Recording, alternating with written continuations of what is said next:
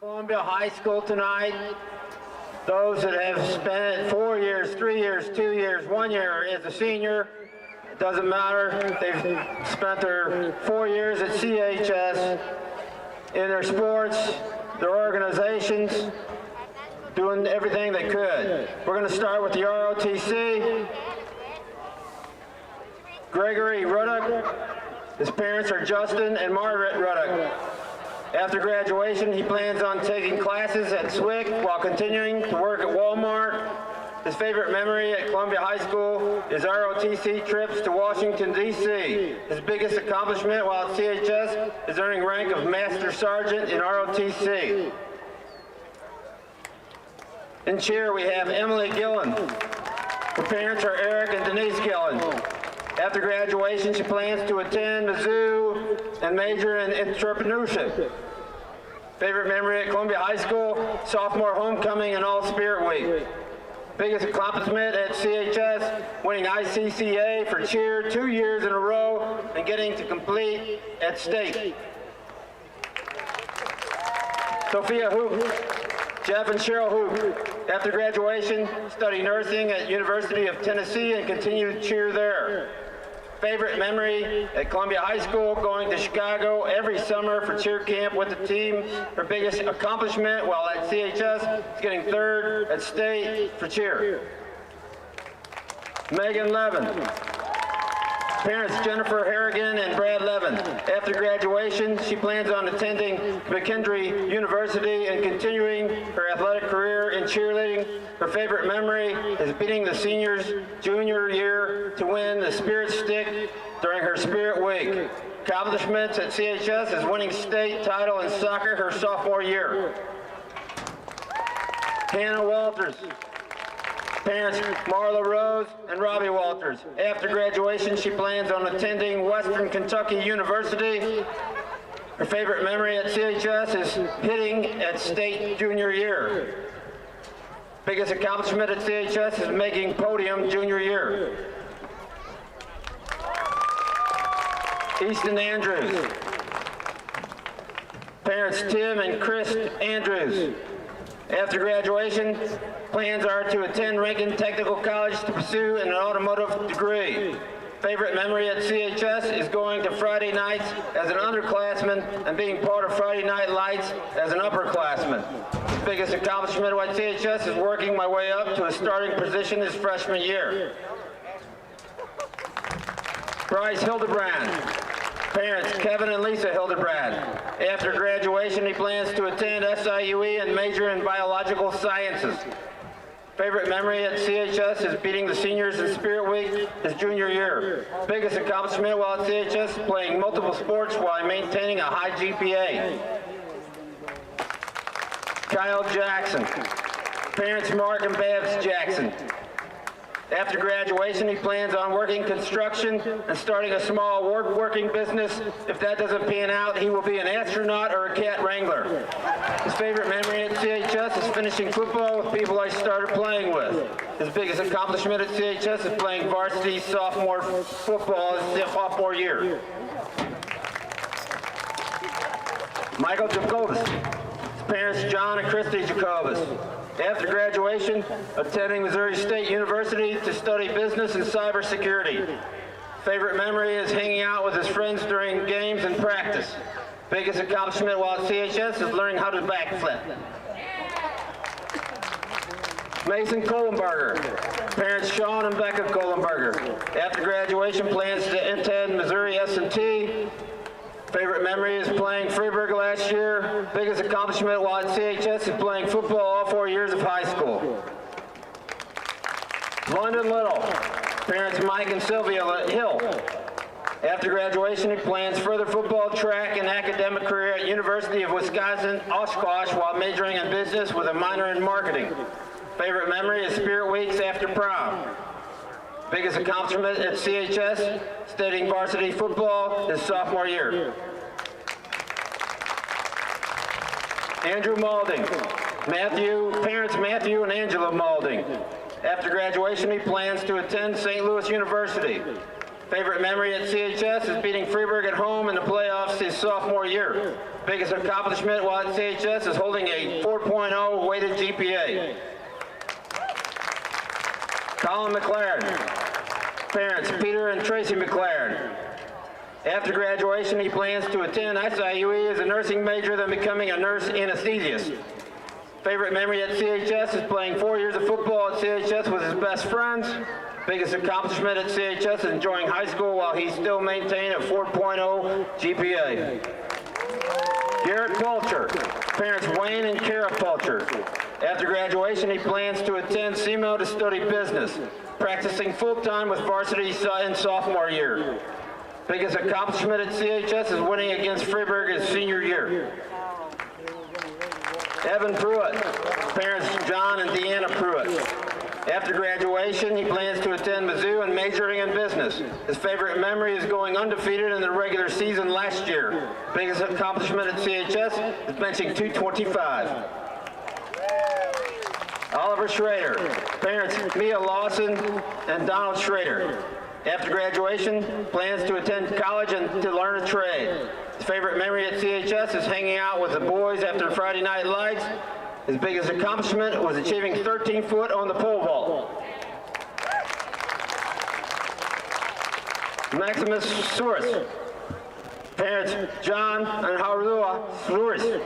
Study international relations and European affairs at the American College in Greece. Favorite memory at CHS, homecoming week at JV football. Biggest accomplishment while at CHS is staying close with the same group of friends. Dawson Suka. Parents, Billy and Robin Williams and Jeff and Jennifer Suka. After graduation, he plans to attend a trade school. His favorite memory at CHS is lineman and Coach Baker getting to enjoy the team meals with teammates. Biggest accomplishment at CHS is starting varsity since sophomore year. Aaron Tutrain. Parents Sarah Tutrain and Robert and Courtney Tutrain. Plans after graduations are to attend Maryville University majoring in actuarial science. Favorite memory at CHS, scaring a group of classmates after starting his car. Biggest accomplishment at CHS is maintaining a 4.0 GPA for 4 years. Peyton Westfall.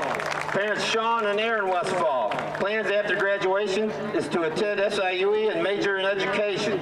Favorite memory at CHS is going undefeated in the regular season last year. Biggest accomplishment at CHS was maintaining a near 4.0 GPA while in high school and having a job. Adam Wilmar. Parents Bob and Jenny Wilmar. After graduation, he plans to attend SWIC to play baseball for 2 years and going to a 4-year school to play baseball. Favorite memory at CHS is junior homecoming week and winning the Spirit Stick. Biggest accomplishment at CHS is starting varsity baseball as a sophomore. Ladies and gentlemen, these are your 2021 seniors. Everybody please rise and give them a big round of applause.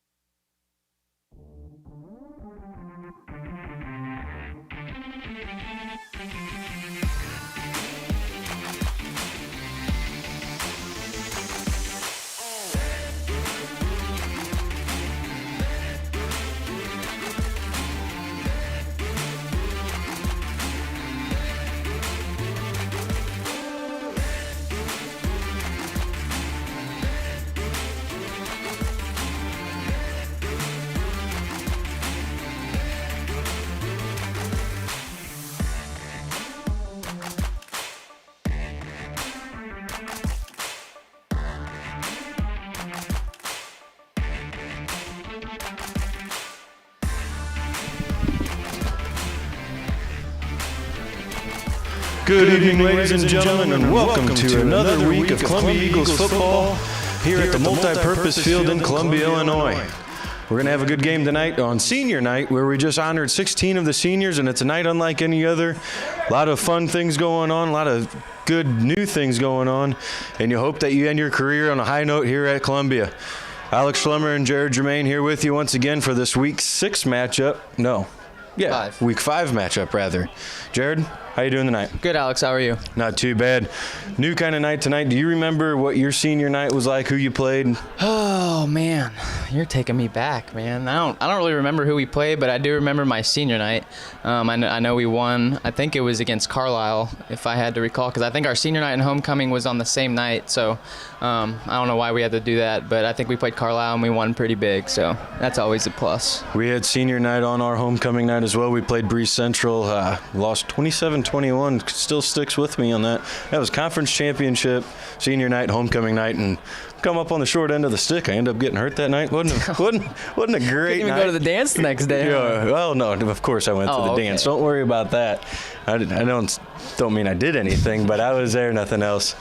Coming off a big week last week, week 4, we played the Freeburg Midgets in what we anticipated to be a big matchup. Thought it was going to be really close, and Columbia came out. We did what we needed to do. We took care of business, got the 44-21 victory, had 288 total yards of offense, 4 rushing touchdowns, 2 passing touchdowns, and 3 sacks. This Freeburg offense, we thought they were going to put up a ton of points. They didn't. We did. Yeah, our offense came out ready to play. McConaughey had a big game last week. He had about 13, 14 carries for around 70 yards. So he had 2 touchdowns to go along with that, and had a receiving touchdown. So he had a pretty big week for himself. We should see London Little and McConaughey getting some more reps this week. There we saw Malding with a big touchdown catch. I think that was his second of this season so far for him. So big seniors are making big plays this year, so that's really good to see for the Eagles. That's one thing last week, like we were saying, we weren't sure what to expect. We thought Freeburg was going to come in, dominate the offensive side of the ball. Coach Germain said, no, thanks. I'll figure out what you guys are going to do, and I'll take care of business on his end of the deal.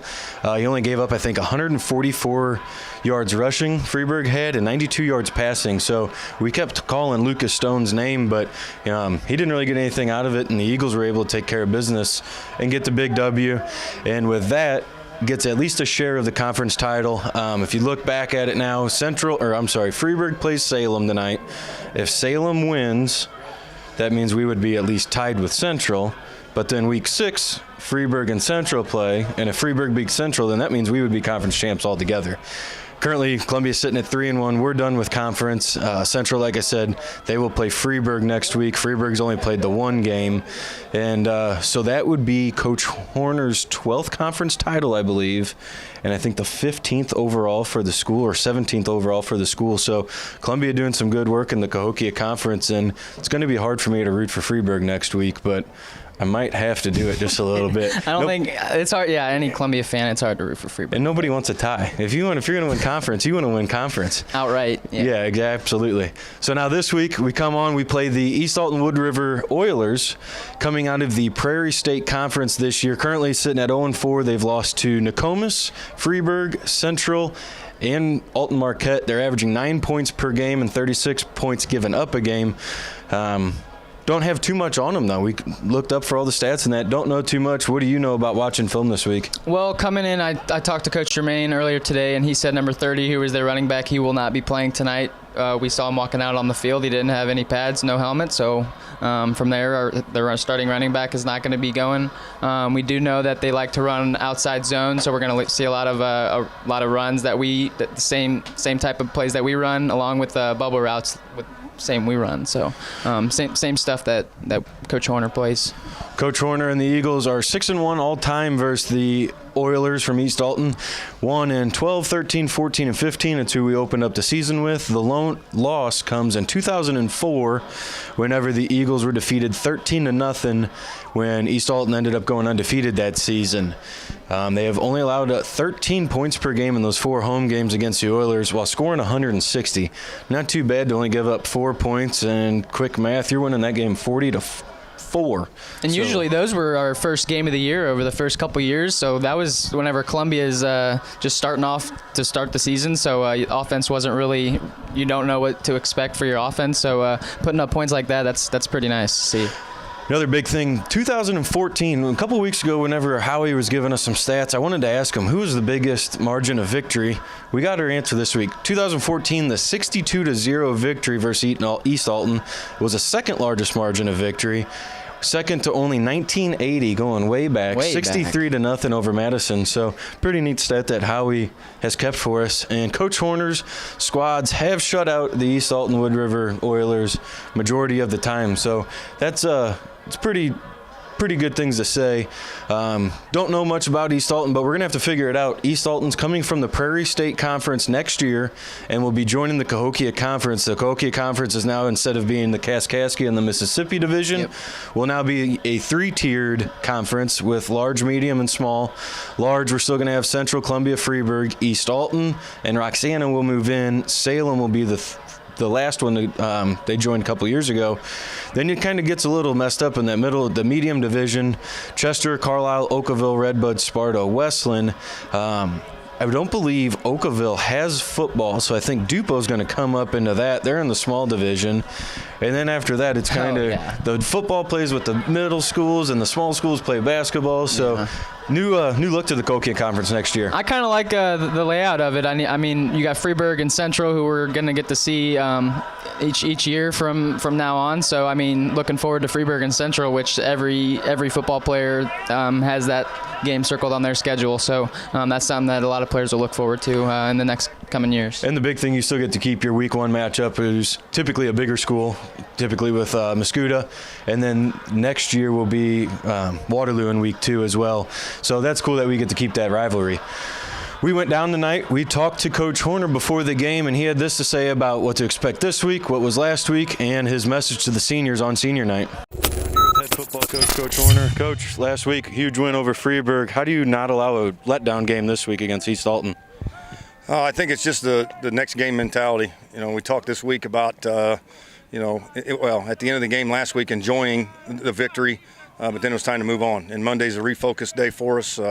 Start put the game plan in, and it's tough because you are coaching teenage kids, but I think they'll be ready tonight. I think they know it's senior night, so that helps kind of make you forget a little bit about last week and take care of business at hand.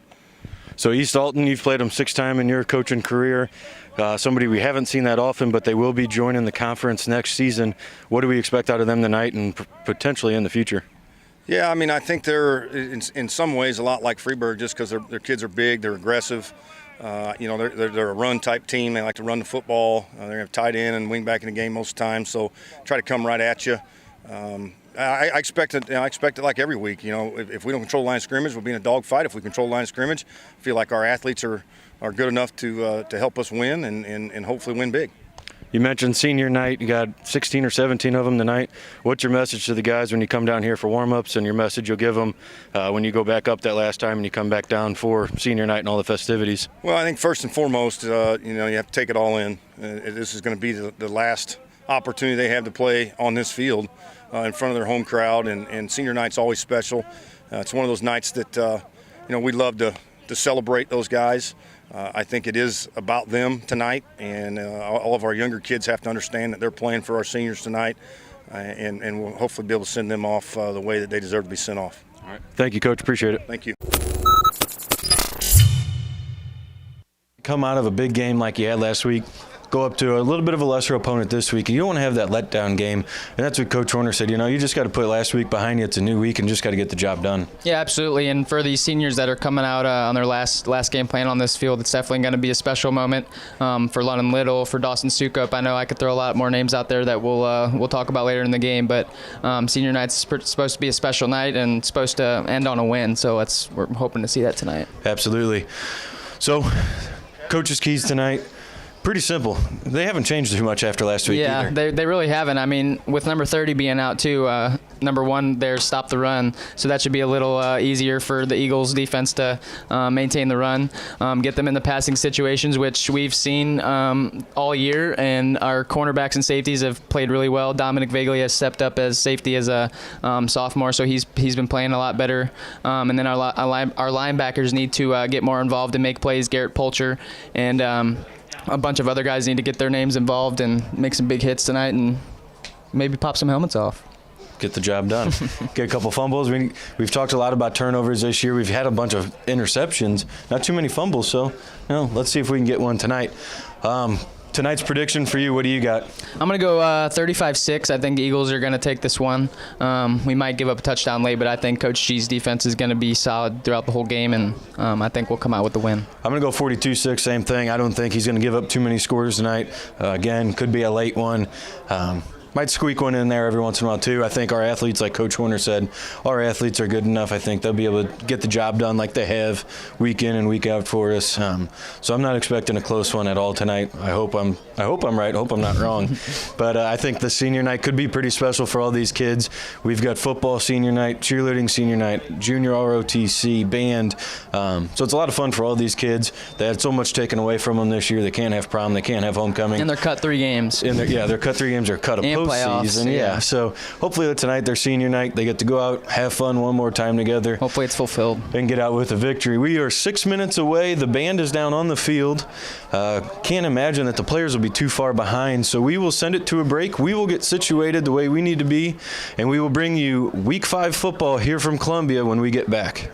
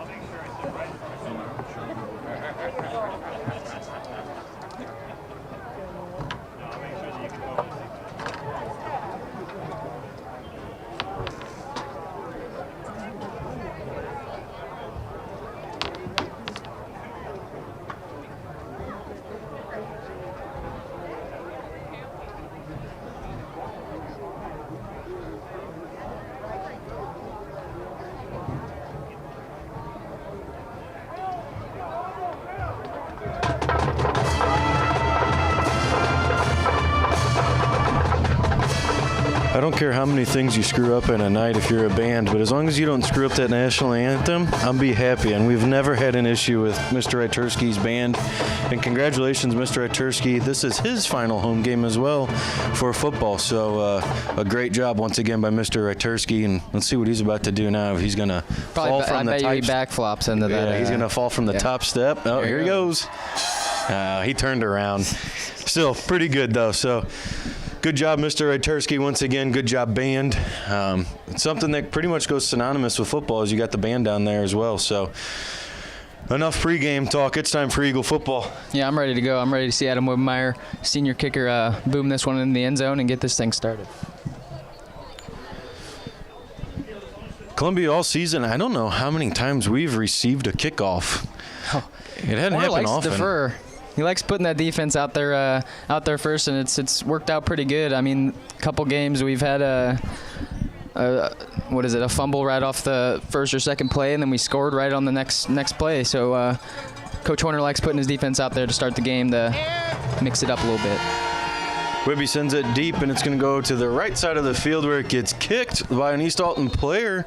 And I guess it rolled out of bounds over there. Would have been nice if it didn't. That would have been a fumble, and Columbia would have started off right away like we're used to doing. It looked like he did touch it, but into the end zone. Or did it go out of bounds? Oilers will take over on the 25. Stoney doesn't sound too sure what happened either. And another thing, Stoney has made the comment that this is his last game. We will see how truthful that is. He said that a couple different times, so we'll see what he has to say. Eagles defense comes out onto the field tonight.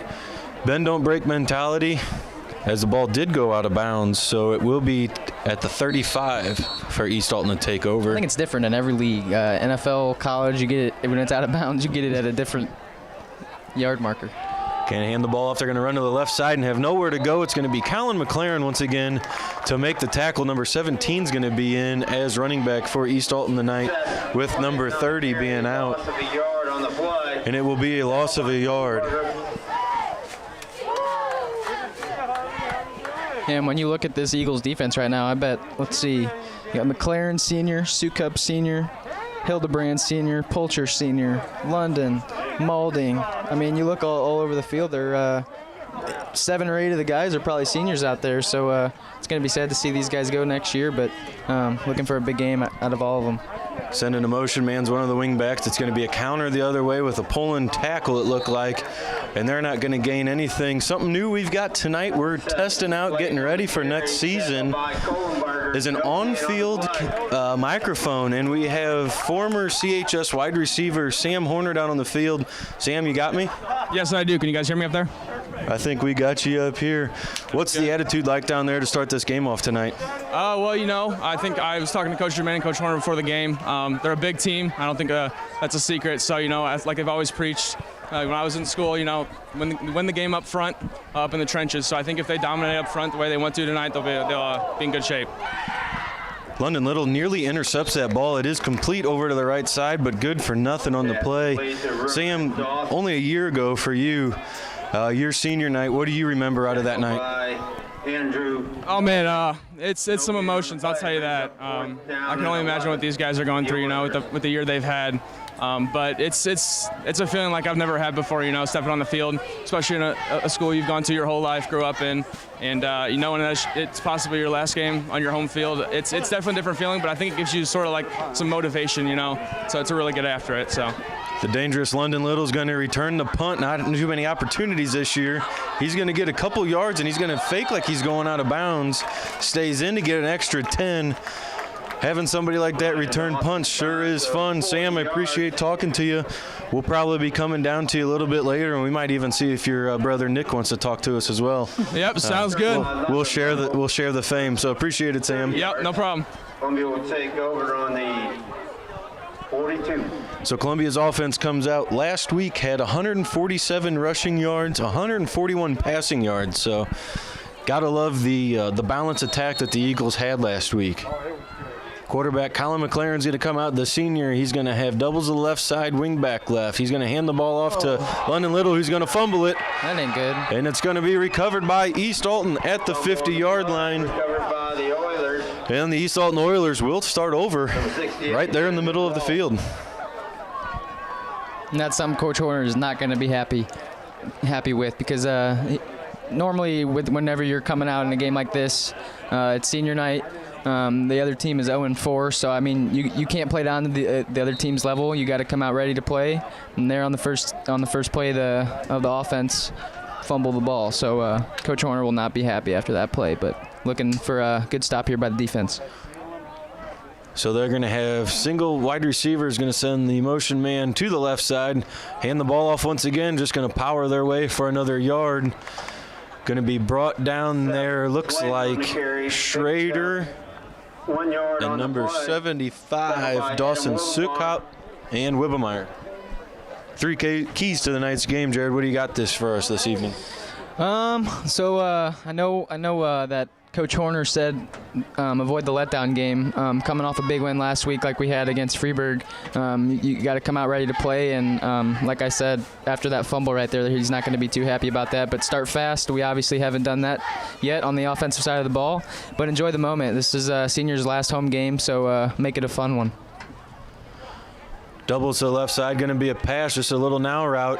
Going to be caught, going to be brought down by Wibby, who takes on the stalk block and the tackle. Pass complete to Spencer Slade. Wibby, Kohlenberger, and Little in on the tackle. Tackled by number 77, Mason Kohlenberger, and number 22, Oliver Schrader.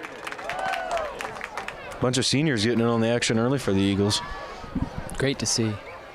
It did fill up pretty quick here. Earlier we were 30 minutes away from kickoff. When me and Alex were talking, there was not a lot of people up in the stands, but now you look down and there's left to right, it's almost pretty full.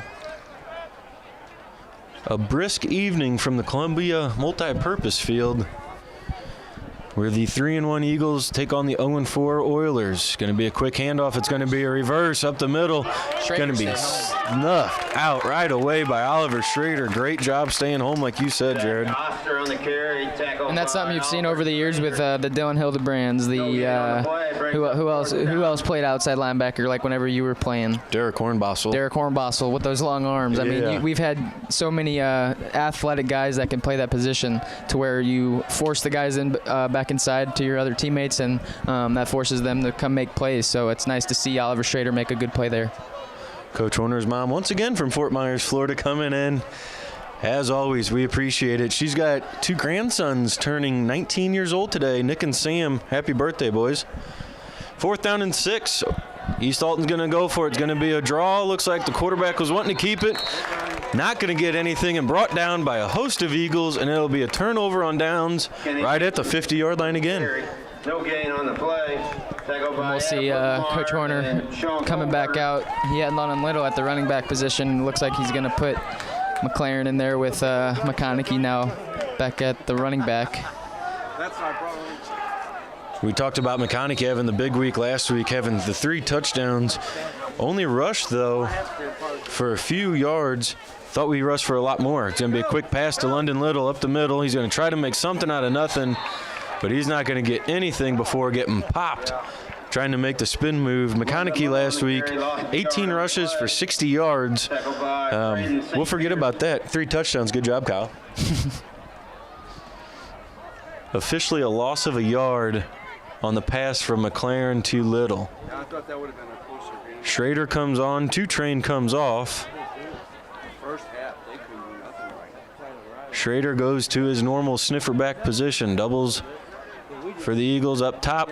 Single wide running back is McConaughey, who's going to take the handoff. He's going to get hit at the line of scrimmage. He's going to make a juke, try to cut up the middle, and he's going to gain 8 yards. Good start for the night for Kyle McConaughey. Kyle McConaughey's a guy. You get him a little space, and he's gonna make you miss. He's got them quick feet. He's good on his feet, and he likes to go right to left real quick and bounce around. So great job to bring up a manageable 3rd down. Tight end, same formation, just to the right side for the Eagles. They're going to get close to a 1st down, fighting for an extra yard. Might be 4th down in the length of a football, though. Kyle McConaughey on the carry, picks up 2 yards on the play. Tackled by Justin Franklin. Same formation, run the same play. East Alton already has their hands on their hips. 4 down linemen, 4 linebackers. Going to hand the ball off up the middle. Kyle's got to get 1, and he does. He's going to get 4 maybe. Good for Columbia Eagles, first down. Kyle McConaughey on the carry. Picks up the Yeah, I think Coach Warner did run the same play there. Looked like McLaren got the ball and handed it right off to McConaughey right up the middle. Haven't really seen any outside zone, no outside runs. McConaughey's been running straight up the middle inside the 2 guards. So a little different scheme for Coach Warner and McConaughey. Doubles for the Eagles. East Alton, 3 down linemen, 2 linebackers. Going to be a quick now route to Wibbs. He makes 1 man miss. He makes 2 men miss. He's got London blocking downfield for him. And he's got Wibbs for a first down. Columbia, 2 back-to-back plays for the Eagles. I don't think I've ever seen Wibbs make a move like that. Number 14, Spencer Slayton. Made 2 people miss, and first down for the Columbia Eagles. great yards after catch there. Some yak yards, as our receivers like to say. Doubles to the right side, Sniffer back right, McConaughey the pistol back. Split up by himself is Andrew Maulding. Hand the ball off once again to McConaughey to the left side, going to gain 3. Get the ball towards the middle of the field. Everybody's always worried about London down here, so they always try to put somebody man on them with the safety over the top. It's like a decoy. You got Maulding up there, though. Yeah. I mean, A lot of that speed. guy is going to be starting. Let's watch him here. He's 7 yards deep right now. Start a little route to him. His speed and athleticism can take over. Trips to the right side this time. Going to be a rollout to the right. McLaren's looking deep. He's not going to be able to find anybody. Going to have to tuck it. And he's going to lose 5. 3rd down and 13 now. So as a quarterback there, Alex, when you're rolling out there, nobody's open. Do you throw it away when you're rolling out, or? I mean, is it a penalty if you're out of the box in high school, or what is the intentional grounding for? As long as you're out of the tackle box and you get it past the line of scrimmage and throw it within 10 yards of a receiver. But on that one, you don't really want to stop. Everybody's chasing you from behind. Yeah. So right there, McLaren, he stopped on the play and that let everybody catch up. Just keep running, try to make something happen, and hopefully you can find Somebody a void. will get open. Trips to the left side, doubles to the right, empty backfield. McLaren looks to the right. Now he's trying to go to the left, and he's going to be sacked once again. You can see Coach Horner out there near the numbers. Kicking the dust up. Not good whenever you have 3 linemen with their hands on their hips right away, looking at the quarterback going, oh, should I have made that block? McLaren sacked by Spencer Slayton brings up 4th down and 9. That's 2 sacks in a row and a fumble on the previous drive, and looks like Coach Horner is really not going to be happy after that one, after having a good start to this drive and then 2 sacks that just killed it. Wibb's going to get the punt off, and it Needs a looks good like it's bounce. going to be down right at the 1. At the 1. Great job, Wibby. Who do we have down there? McConaughey and London both. 33 yards. Great punt, great coverage. Line down by Columbia. Oilers will take This week we met with the senior class, and we asked them who they would like to thank on their senior night. My name is Andrew Maulding. I'm number 20, and I would like to thank my parents and grandparents. My name is Mason Kohlenberger. I'm number 77. I'd like to thank God, my family, my friends, my coaches for supporting me. Always got to keep the people who got you to this point in mind, and the boys did a good job this week. We will meet with every senior, and they each had something to say throughout the week at practice. Listen to the band getting into it.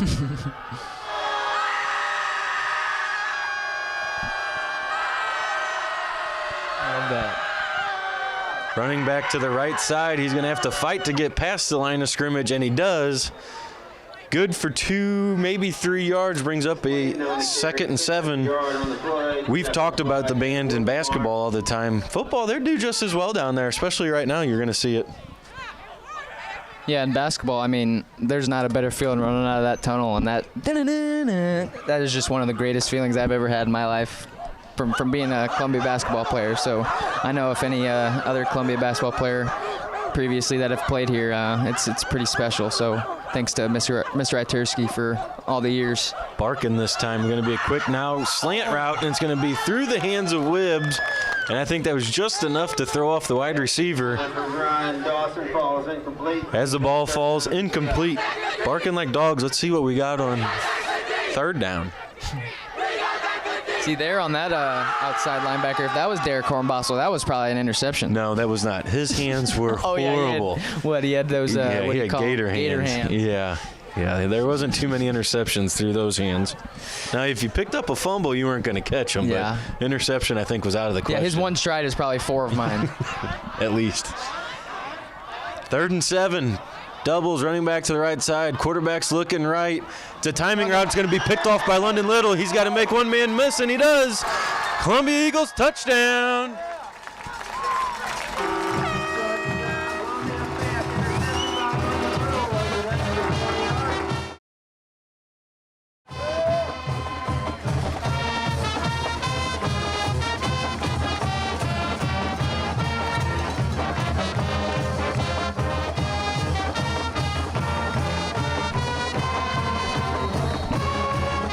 Maybe that can get your offense going. I think so. We can get the whole team going. Jackson, Saigon, and Wibbemeyer for the PAT. Good snap, good hold. Kick is up, and it sneaks in that left upright, and it is good. A little bit of a slow start for the Eagles, but that's all right. The defense has got your back. We are going to head to a break, and we will be back for the Week 5 action between the Eagles and the Oilers right after this.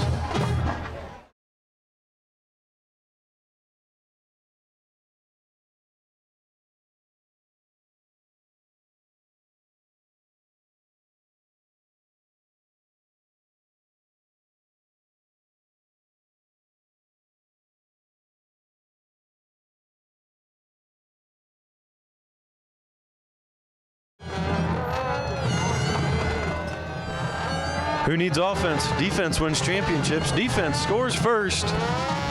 London Little with about a 25-yard interception going in for a touchdown, where the Columbia Eagles now lead 7-0 with 2 minutes and 38 seconds remaining.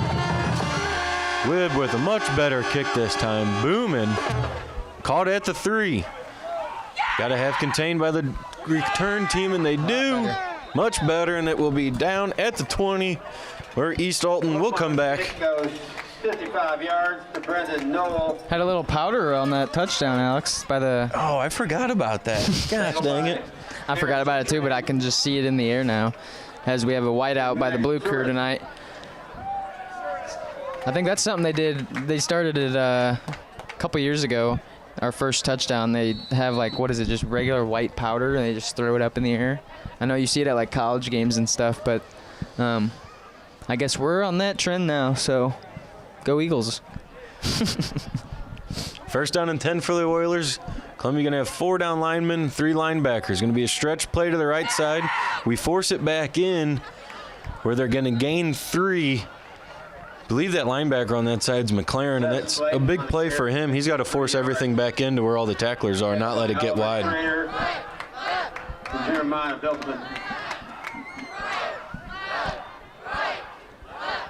Bieltman gets credit for the tackle. He's standing at the 45-yard line over here. We do not have to worry about, who was it, Schrader last week at number 24. Columbia's back in their blues. He's number 22 in the books and 22 on the field tonight, so we won't lose track of him. 4 down linemen, 3 linebackers once again. Looks like they're sending the blitz, and they are. Wibby nearly gets a tackle, but he gets blocked down. Running back's going to gain enough for a first down before he's brought down by Hildebrand and Little. Coach G called the right defense. We just weren't able to get there. And that's something that every defensive coach knows. I mean, sometimes you got to take chances, and you got to blitz some guys whenever you don't really know what play they're going to run. I mean, there, what was it, 3rd down and 2nd down, and Coach Tremaine wanted to blitz a little bit, bring the juice. Guy just missed his lane a little bit, and they were able to pick up a first down. But yeah, going back to being a defensive coach, I know you take a lot of chances, and you're basically betting on a lot of plays that you don't know the offense is going to run. Number 35, the motion man, going to go up the middle this time, not gain anything. Nailed by 4 or 5 linemen. We're going to go Schrader, Kohlenberger, Wibbs, and Sukup on the tackle. Gained a yard, but thrown back after that. Let's go Eagles! Let's go Schrader on the season, leading the team with 26 tackles. Hey. Kohlenberger with 13. Doubles to the right side, tight end left, wing back left, sends him in motion. Going to fake the handoff, going to try to get a screen pass, and it's going to be knocked down at the line of scrimmage. I think the white hat was kind of trying to figure out what happened. Nobody blew their whistle, but big time knockdown by the Eagles defensive line. Brings up 3rd down and 9. I didn't see who that really was. It looked like either Sukup or, I mean, all three of them were in the backfield just like that, so it was hard to kind of see who knocked it down, but great job by D-line to bust through the line and bring up a 3rd down. East Alton runs a huddle every play, and they're getting it off under 5 seconds. Just about every play, it seems like. 3, 2, 1. They're going to get it off. They're going to try the reverse again. And what do you know?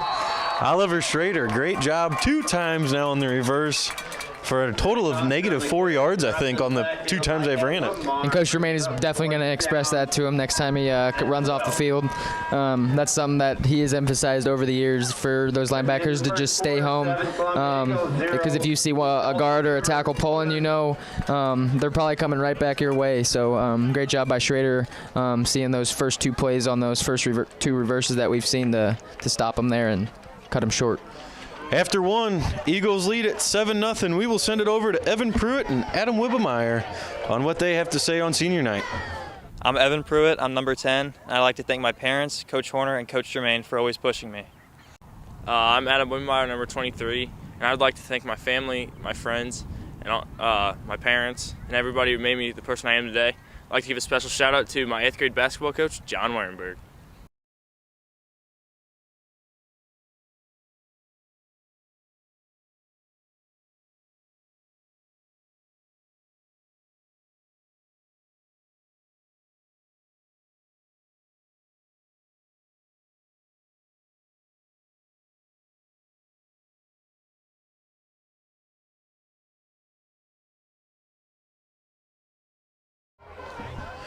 Fourth down and 12 for the Oilers. Looks like they will be in a punt formation. Number 35 is getting a workout tonight, just being a motion man. They get the punt off, and it's a side spinning punt, going to be caught by Little. And the band's still playing. Band's still playing. Hildebrand with a big block. London's going to try to make a move. Not be able to get too much after that. 35-yard punt. Band's still playing. Return 10 yards near the 36-yard line, tackled by number Kripp out there with the ball once again. I told Kripp this week, I said, hey, pregame interview, I'm coming for you. And he goes, I'm running if you come down. So me and Mr. Nickerson go down for the interview, and all of a sudden, Kripp, what's he do? He takes off running. I thought he was kidding. He said he was busy. He had to go. 1st and 10 for the Eagles. McLaren in with quarterback. Empty backfield, trips to the right side, doubles to the left. Looks like we got him to jump off sides there. Play encroachment against the Oilers. Stoney making the encroachment call before the official does. So, Alfie Longroff moving 5 yards up to bring a 1st down and 5 over on the chain gang. Same formation for the Eagles, 4 linemen, 2 linebackers for the Oilers. McLaren takes the snap. He's going to stay in the pocket. He's looking down the middle of the field. He's got London. He's got London for another Columbia Eagles touchdown.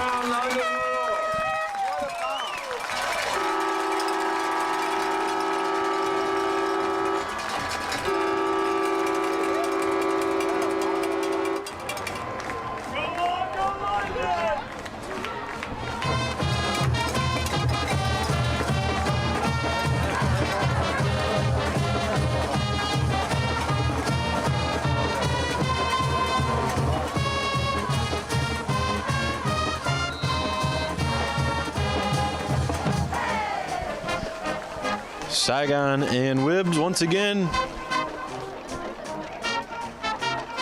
Good snap, good hold, kick is up. right down Broadway. So 20 seconds into the second quarter, a 60-yard touchdown pass from McLaren to London. London couldn't have been any more wide open. He ran a vertical straight down the field, and I think McLaren just said, I'm throwing this and you're going to get it, and that's what London did right there. Threw it where nobody else could have caught it. There was no one within 10, 15 yards when he caught that ball. So, I mean, great job there by the offense, and great job by Coach Horner of just taking a shot. I think he called all verts there. I saw every single receiver put their head straight down and just start take off running. So Coach Horner definitely came out wanting to take a shot there, and he got it done. We said that they like to run a safety over the top of London. I don't know if they sucked up too far on that play, but no safety was, like you said, within 10 yards of him. So maybe he's just that fast. Like they say in the longest yard, he makes fast people look not fast. So with that, Columbia goes up 14-0, 11:40 remaining in the first half. Columbia with a share of the Cahokia Conference, and we're taking on a conference foe here in the future. Wibb sends it deep once again, will be caught at the 2. East Alton's going to try to go up the middle. They're not going to be able to get too much up the middle. They're going to try to stretch to the outside where they're not going to get anything out there. Good job, Andrew Maulding, keeping everything in front of them. And that's something we've seen off these first two kickoffs. Previous weeks we've seen on this kickoff team, they get down the field, they just can't settle down and find the ball and make a tackle. We've seen offenses starting at around the 45, 50-yard line the last couple weeks. So maybe Coach Kendall emphasized that once you get down the field, you got to find the ball while you're looking or while you're running down the field. So great job by the kickoff team this week so far. Now, is that what you do on a kickoff team? Do you run down and then kind of settle down and try to figure out what's happening in front of you? I mean, I think you kind of look for the ball while you're running down the field and see kind of where the blockers are running to, but outside zone gets stuffed. I couldn't even tell on that right side who was in on that play. It looked like McLaren and Schrader were there to force it back inside, but great job by these outside linebackers tonight so far, forcing everything back in and staying home. After that big touchdown, Colin McLaren, what do you have to say with Garrett Poulter to your senior night? I'm Garrett Poulter. I'm number 52, and I'm thankful for Coach G for helping me through the season, learning linebacker. I'm Colin McLaren, number 15. I'd like to thank God, my family, friends, and just previous coaches for supporting me and just making me the player I am today. Perfect timing as we come up for the 2nd down and 13 for East Alton. Going to be a pass play left side, nearly gets to be a sack. Quarterback has to get rid of it, throws it to the ground. Contested on the play there was Maulding and Little. Number 65 for the Eagles was in the backfield in a hurry. Owen Brewer, the junior, I believe. Yeah, I looked on this thing earlier. We don't even have what grade they're in on our rosters. We'll have to make a request. 3rd and 13 now, 10 minutes, 40 seconds remaining in the first half. Coach Horner this year taking over as AD last year AD and football coach. We'll mention a couple people here in the future. Being both of those, he's got a lot on his plate, so a little miscue here and there is okay. Little flare screen to the outside, going to be sniffed out and tackled by 2 Eagles. Wibbs and London to bring up a 4th down and 9. Like I said, we'll be talking a little bit later about everybody who makes this possible. Coach Horner says he's got it pretty easy. You know, he's just got a group of guys that know what to do and they take care of work, and he shows up on Friday and everything's done for him. So if he forgets to put the grades on the sheet, that's okay this year. We'll get him next year.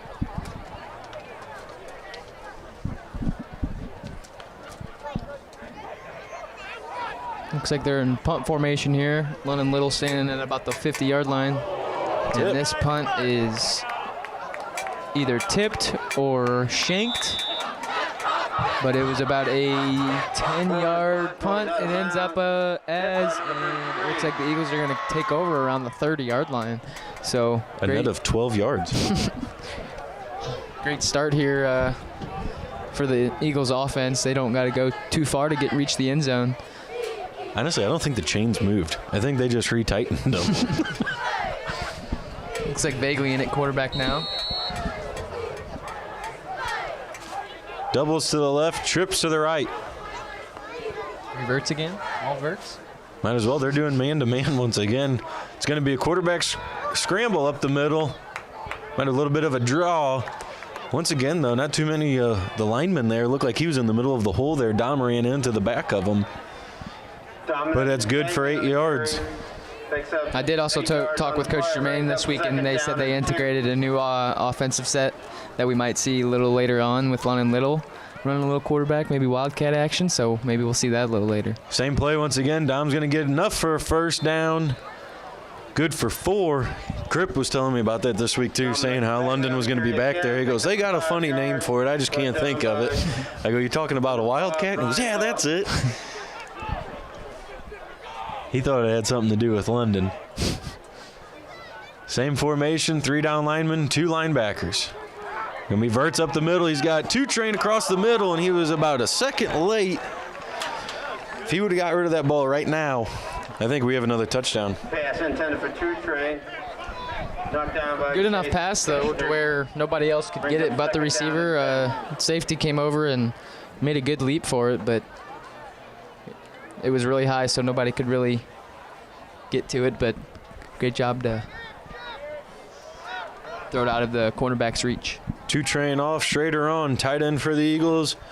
To the right side, we're going to run it to the right side with McConaughey. He's going to dance around, get 4, and bring up a manageable 3rd down and 6. But once again, Columbia needs to work on running up the through the tackles again. 4 yards on the play. Tackled by number 6, Josh Franklin. Brings up 3rd down and 6. Columbia is just going to flip the formation. Wibb at tight end. 4 down linemen, 2 linebackers. We're going to fake the handoff. Dom's going to keep it. He's going to try to get to the outside. He's going to get spun around to go back to the inside. Runs into a lineman once again.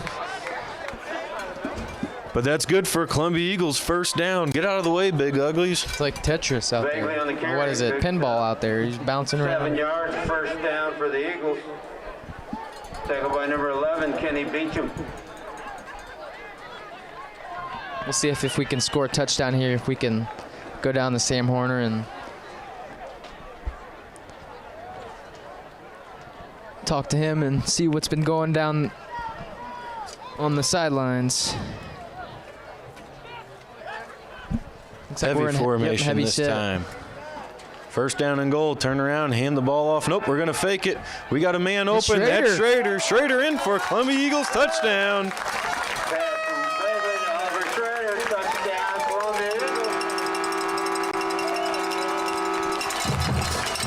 Get you some action there, big guy.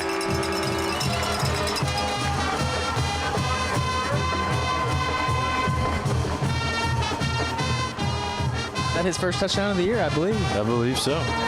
That's not something that you get those fullbacks in the ball too much.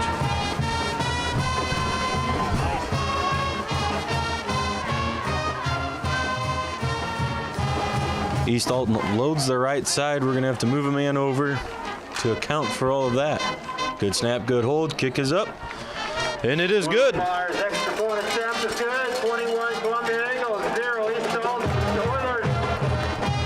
We're going to give Sam a call. We've got Sam Horner down on the field once again.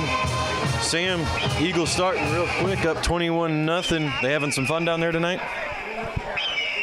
Yeah, I'm sorry about that little technical difficulty, but yeah, I am. It's great. It's great atmosphere down here tonight. Good deal. I like how you're staying far enough away from all the coaches. You're staying far enough away, but you're getting into the action when you need to as well. What are some things that you're seeing down there that, you know, they always say the game's a lot easier whenever you're not into the game. Are you seeing some things that you wish you would have saw as a player in previous years? You know, they look good out there. I think I've been listening to Coach Horner talk on the sideline. They're throwing a bunch of different looks at us defensively, and I think they're doing a good job of audibling and calling some plays on the fly. So I think if they're able to keep that up, they'll be in good shape. Good deal. Looks like Wibb here. He learned a thing or two from you in years past. And me. And J-Rod, as he sends this ball deep, and I don't think they're going to return this one, is there not? I think you perfected getting the touchbacks, and Wibbs picked up right where you left off, and I guess you picked up where Jared left off, huh? Yeah, Wibby, that's a special kid, man. I had the luxury of having him under my wing, coming up through freshman year, sophomore year, junior, senior year. So that kid's got a strong leg. I'm not sure if I ever quite reached the touchback as much as Wibby does, but, I think he's doing a phenomenal job out here. And I feel like if he wants, I know he's playing baseball at Swick, which is awesome for him. But I think if he wanted a career somewhere to go kick in college, I think he'd be great. You want to do the play-by-play on this play here? I can, yeah. Go for it. You got it. All right. I'm new to this, so don't give me any. Run to the right here. Colin McLaren, great pursuit right there, coming down with the tackle. That kid, I've seen a lot from that kid in the past 2 years. I'll tell you what, the great that kid has, being able to split time with Dominic Vagley. I think it's huge for him to be able to do that and accept that role. And I think he's does a more phenomenal job on defense because he's a hard hitter, man. I think he'll really get his nose in there. Yeah, he runs downhill pretty hard. And then you had all of our defensive backs this year. They're flying through the alleys, and at one time, I think Dominic Vagley was leading the team in tackles. So not something that you want out of a safety, but if he's going to make the play, let him go make the play. Exactly, yeah, man. As long as they're staying disciplined back there and doing their job, they'll have a very successful night. 4 down linemen, 3 linebackers. They're going to try to run up the middle. They're not going to get anything once again. Big tackle there. Looked like Kohlenberger, I believe. Owen Brewer. I think it was Owen Brewer, yeah. That's another kid who didn't play much last year, but is phenomenal. I think he's really stepped up. And Kenningstein's down there as well, the sophomore. Going to be fun seeing him grow up too. So we're under 7 minutes here in the second quarter. We'll come back to you at halftime. Sounds good. All right, thanks, Sam. 3rd down and 7 this time for the Oilers, sorry. Ball at their own 23-yard line. Doubles this time to the left, sending a man in motion. They're going to try the stretch to the outside. We lose contain. The running back's going to get a first down by about a yard as he gains 8, and that's enough to get them a fresh set of downs. Watched the film last week with Coach Germain. Freeburg did not have a first down until halfway through the second quarter, and I believe that just happened here. I don't think East Alton's had a first down tonight until right there. Coach G's always ready to play. Always got his defense ready. It's always great to see, especially on a night like this, whenever you want your guys not to play down to this team's level, and they're coming out ready to play, and it's awesome to see. Motion man is number 35. They're going to run a counter to the left side. Not going to be able to get anything out of it. As looks like big number 77, Mason Kohlenberger. I watched him on that play. I think we're going to keep Kohlenberger to that tight end and wingback side. If you watch them, they kind of start in the middle of the field, and then they kind of move around wherever East Alton lines up. You got 2 big horses in the middle with Kenningstein and Kohlenberger. They can clog a lot of holes up in a hurry.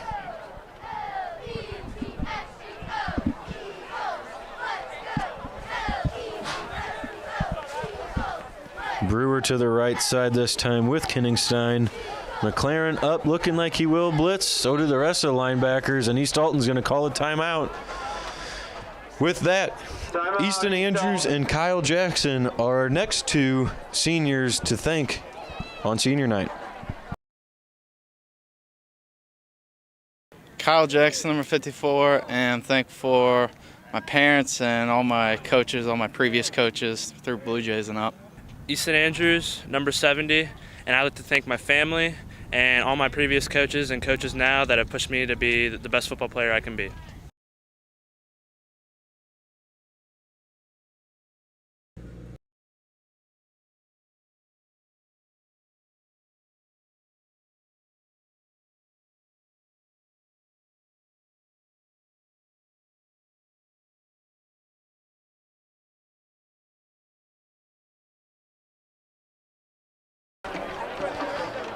Welcome back to the Columbia Multi-Purpose Field for Week 5 action against the 3-1 Eagles and 0-4 East Alton-Wood River Oilers.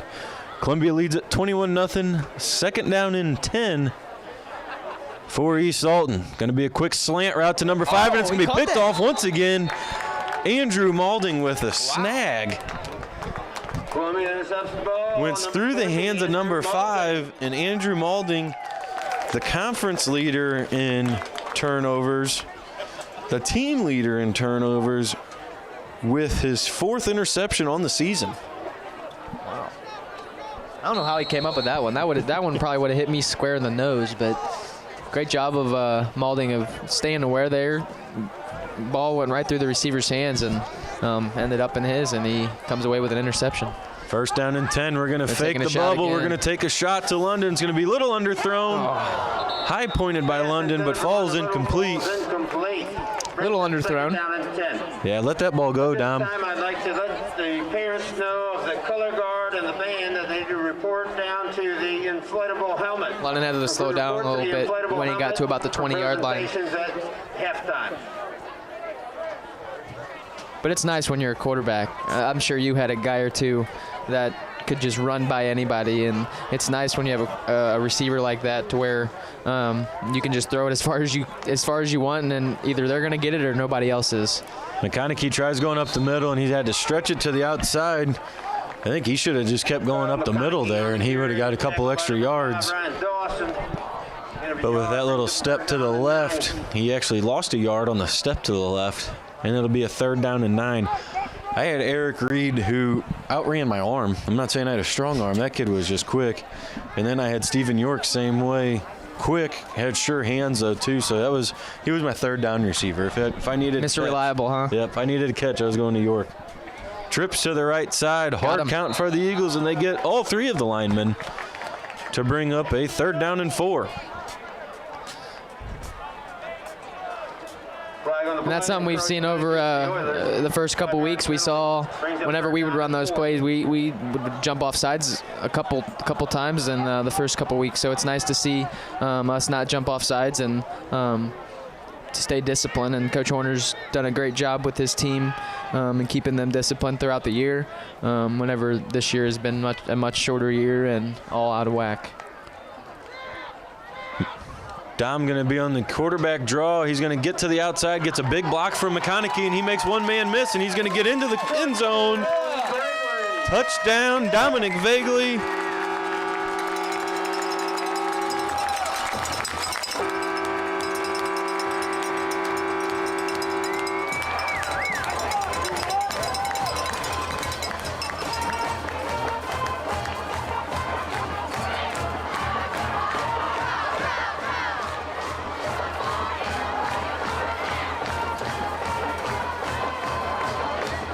Kind of got stuck in the pile there for a little bit, and then he just came running out of there with the ball, and from about the 15-yard line, he was gone. Nobody was going to catch him. Great job by the sophomore Vagley to reach the end zone. Almost gets lost there. Man goes untouched, number 1, nearly gets a block, but it goes through. Columbia leads it 28-0. We will send it to a break, and we will be back for the final 4 minutes and 5 seconds of the first half from Columbia.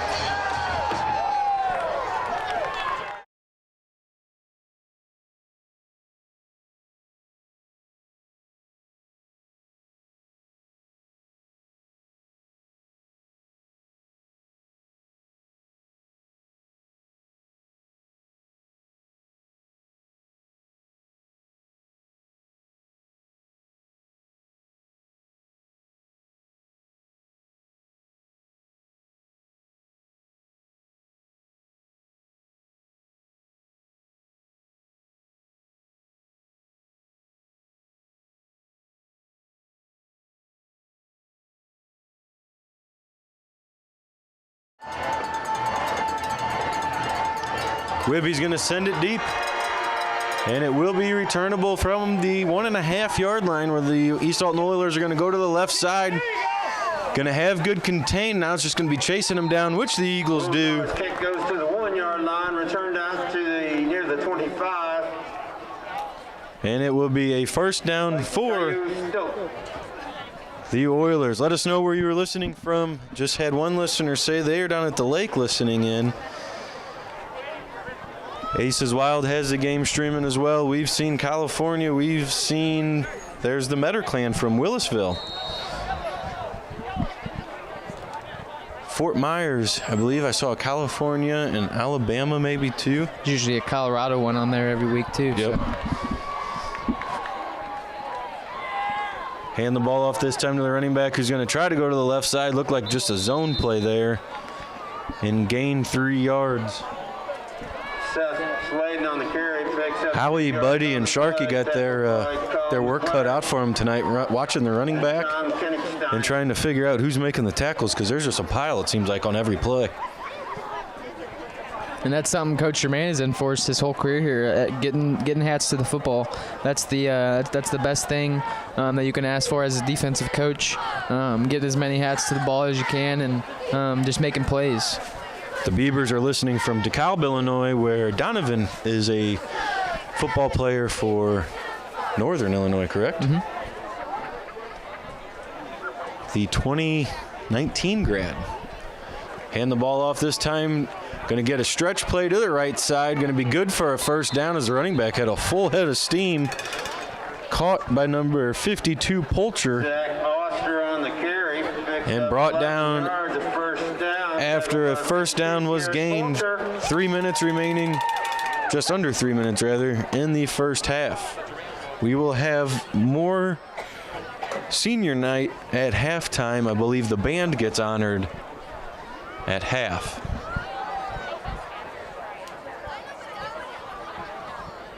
Columbia going to have 4 down linemen, 3 linebackers. Sending a man in motion is McLaren. It's going to be a counter to the right side. Tripped up, maybe by his own feet as a running back, and he gains 6 yards.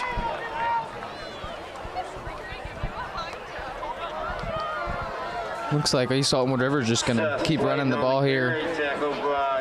As what do we have? 2 interceptions already on the night. One had a pick 6, and Maulding with a great awareness on that last interception. So looks like East Alton-Wood River is just going to try to get to halftime with a 4-touchdown deficit and just let this clock keep running. 2:01 remaining in the first half. 2nd down and 4. Try to stretch the ball to the left side, just a zone, maybe a trap if that. Good for 2, maybe 3, and brings up a 3rd down and 1. Some of the student section starting to walk around now. This little dust powder thing, whatever they threw, like you had said, it was a whiteout, threw up some blue powder. They've got it in their hair, their shirts are all messed up. Pretty sweet looking deal. I wish I would have remembered that. Yeah, I totally forgot about it. 3rd down and 1. Would love for some people to make some noise on this play. So, in the future, if you're at the games, make some noise on 3rd down. Hand the ball off up the middle. It's going to be stuffed. Loss of 2. Looked like Kohlenberger was there first. Seth Sladen on the carry. You're going to burn a timeout here, too? Timeout, Coach Horner. You know he's going to take a shot. Yep. He wants that 40-point lead. 3rd down and 1 at midfield. The defense walks off the field. London still isn't even in the huddle yet. Have I mentioned how nuts that drives me? Oh, I know. You say that. Oh, man.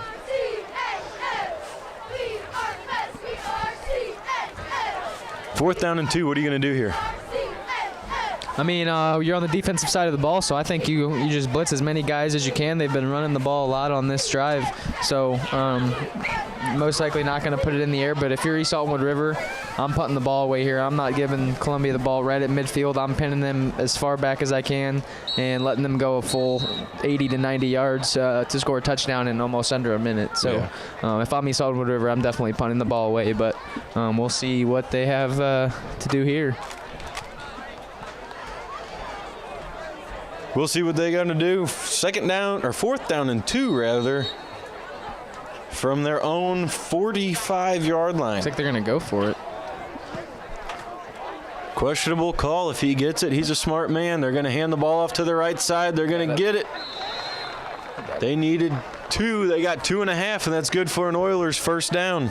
Seth Sladen on the carry, picks up 4 yards. See there, if you trust your run, trust your offensive line to get 2 yards, I mean, which a lot of offenses do and a lot of coaches do. But their run hasn't really been too much of a problem for the Eagles tonight. But they were able to pick up a 2.5-yard gain, pick up a first down with just under 45 seconds to go in this first half. Doubles to the left side, tight end right, wing back right. Going to look for the deep ball to the left side. They got Maulding to contest with, and they're going to catch it, and he's going to fall down. Good catch. Maulding was there. Pass from Beecham to Slayton, complete. But a good catch by East Alton gets them the first down and down to the 22-yard line. They still have all 3 timeouts. They're going to burn one right here with 32 seconds. Yeah, so they still got they're not inside the red zone yet. They're about the 22-yard line with 2 timeouts to go after this one. But all they did there was throw the ball up, and Maulding was almost made the play, but great catch by East Alton-Wood River. Once again.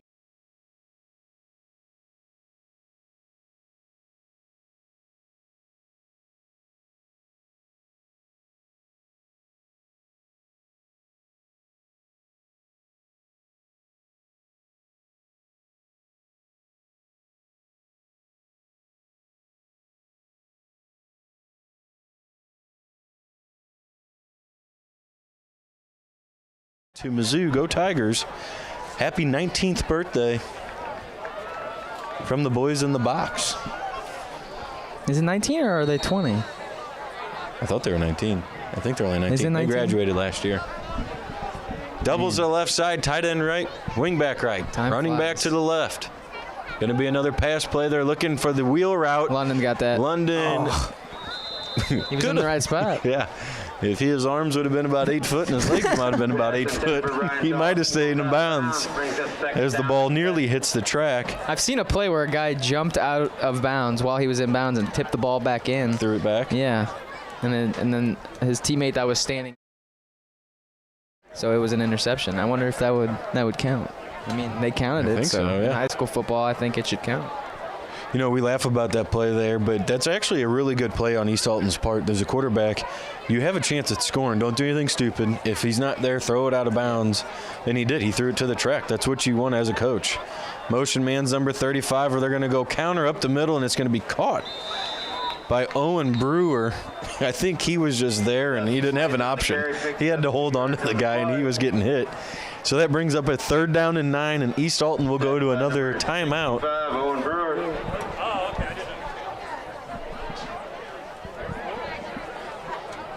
Once again, as we mentioned, Mr. Itersky's final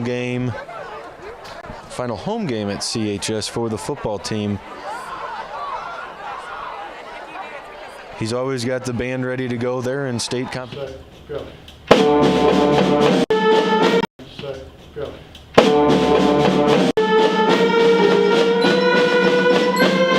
That's how fast it goes.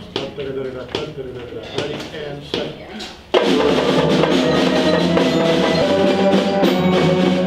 Columbia kid in the past 20 to 25 years, however long he's been here, has learned how to play the recorder from Mr. Itersky. So congratulations, Mr. Itersky, on a great career, and enjoy retirement. That was a false start. Going to be a pass to the right side. They're looking for the end zone. There's going to be 3 Eagles and 2 Oilers. Ball's tipped up in the air, and it's going to be caught by East Alton. Number 5, Ryan Dawson. Wow. I think that bounced off one of our helmets. As high as that ball bounced. That ball went straight up in the air. Wow. Great job by the Oiler there, sticking with it. Yeah, being aware of what's going on around him. I mean, you had London Little, Maulding, Bryce Hildebrand, and then you had 2 receivers so you had 5 guys going for that ball, and the ball went straight up in the air, and one East Alton-Wood River receiver was aware and saw it floating in the air and said, I'll take that, and I'll take 6. So East Alton will come out, and they will go for 2 here on the play. Based on their scores of scoring 6 and 12 points, I guess they do not have a kicker. Doubles to the left side, tight end right, wing back right, goes in motion to the left side. They're going to run to the left side. Going to be just a quick slant where it will fall incomplete. So Columbia leads it 28-6, 11 seconds to go in the first half. Hey, both of our scores are still on pace. We're on pace, yep. We will go to break as we will have senior night for the band at halftime.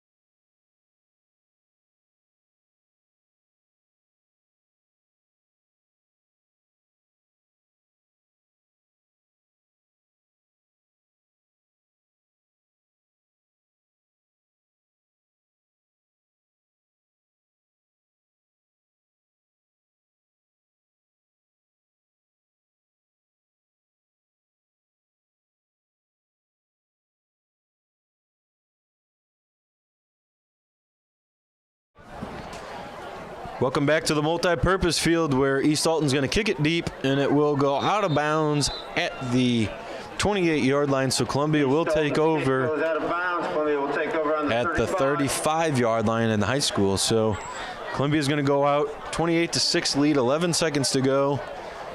See if Coach Horner just goes victory here and takes a knee and goes into halftime with the big lead. I believe that's what he's going to do. He's got McLaren on the field right now. Such a simple formation, but it's always confusing. Oh, I know. Nobody knows where to go. McLaren takes the snap, takes the knee, and that will get the clock rolling. I remember the first time we did victory, the official kept throwing a flag. We didn't know that we were missing a tight end on the play, so we just didn't have enough guys on the line of scrimmage. But Columbia figures it out, takes the knee, and will take a 28-6 halftime lead into the locker room. We will have coverage of the band and color guard senior nights, as it looks like they're going to have about a dozen kids there lined up. So we will send it over to PA announcer Ralph Stone and enjoy halftime, folks. Ladies and gentlemen, at halftime, we'd also like to acknowledge our seniors from color guard and band. From color guard, we have Isabel Whaley, parents Mark and Jessica Whaley.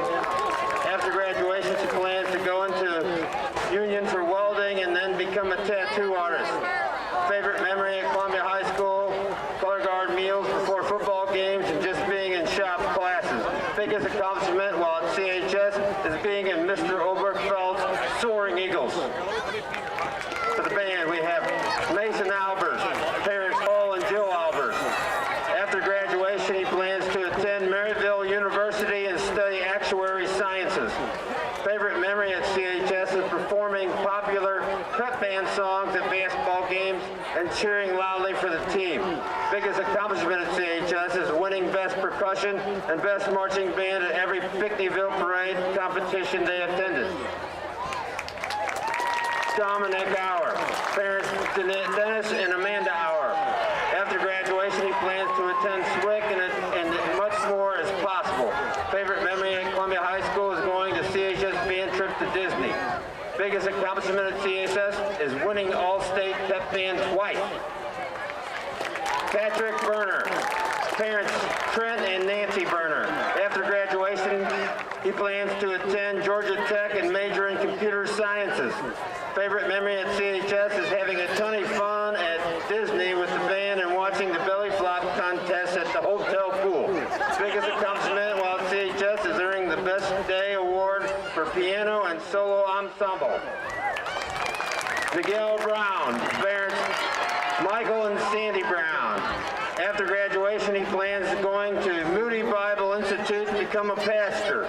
Favorite memory at CHS is pizza parties for first priority. Biggest accomplishment at CHS is participating in the high school band during pep band. Alicia Kaya, parents Mark and Sylvania Kaya. After graduation, plans are to attend University of Iowa to study speech language pathology. Favorite memory at CHS is playing in the pep band at basketball games against Waterloo their junior year. Best accomplishment at CHS is surviving the cross-country team. Grace Daly, parents Michael and Kimberly Daly. After graduation, plans are majoring in film at Mizzou. Favorite memory at CHS is hanging out with friends after exams every semester. Biggest accomplishment at CHS is scoring a first at solo ensemble 3 years in a row. Dominic Delpaus, parents Devin and Susan Delpaus. After graduation, plans are to attend the University of Missouri S&T in Rolla, Missouri. Favorite memory in Columbia is pep band nights with my trusty baritone and Mr. Drum Major.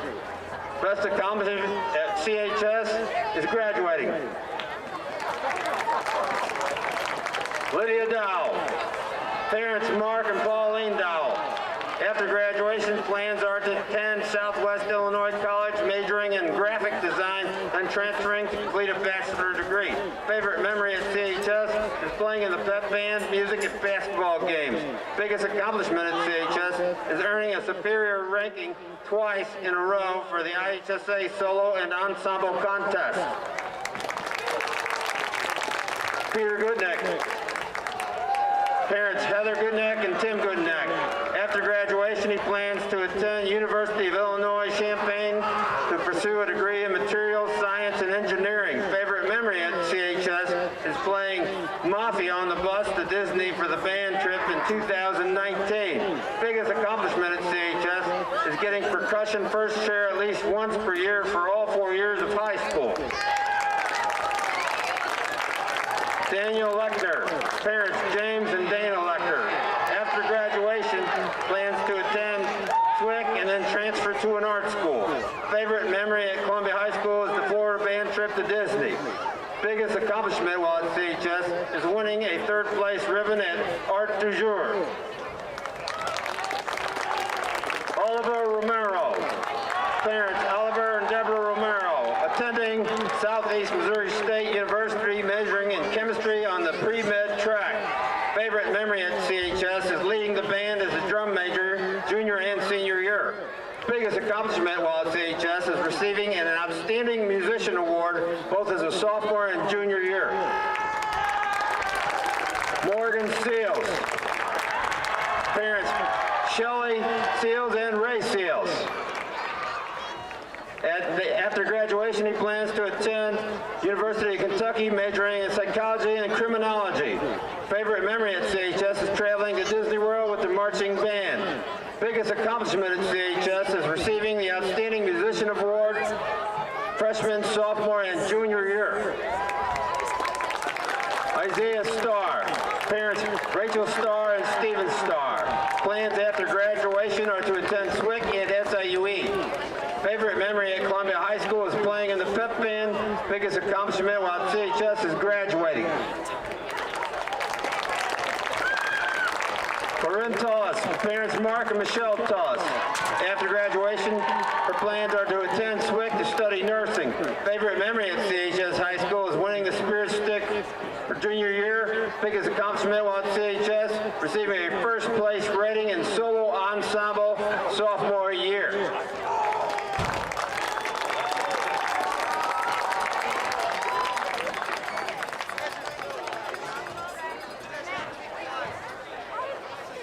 Ladies and gentlemen, everybody please stand. A big round of applause for our color guard and band members, our seniors that have been here supporting Columbia High School for 4 years.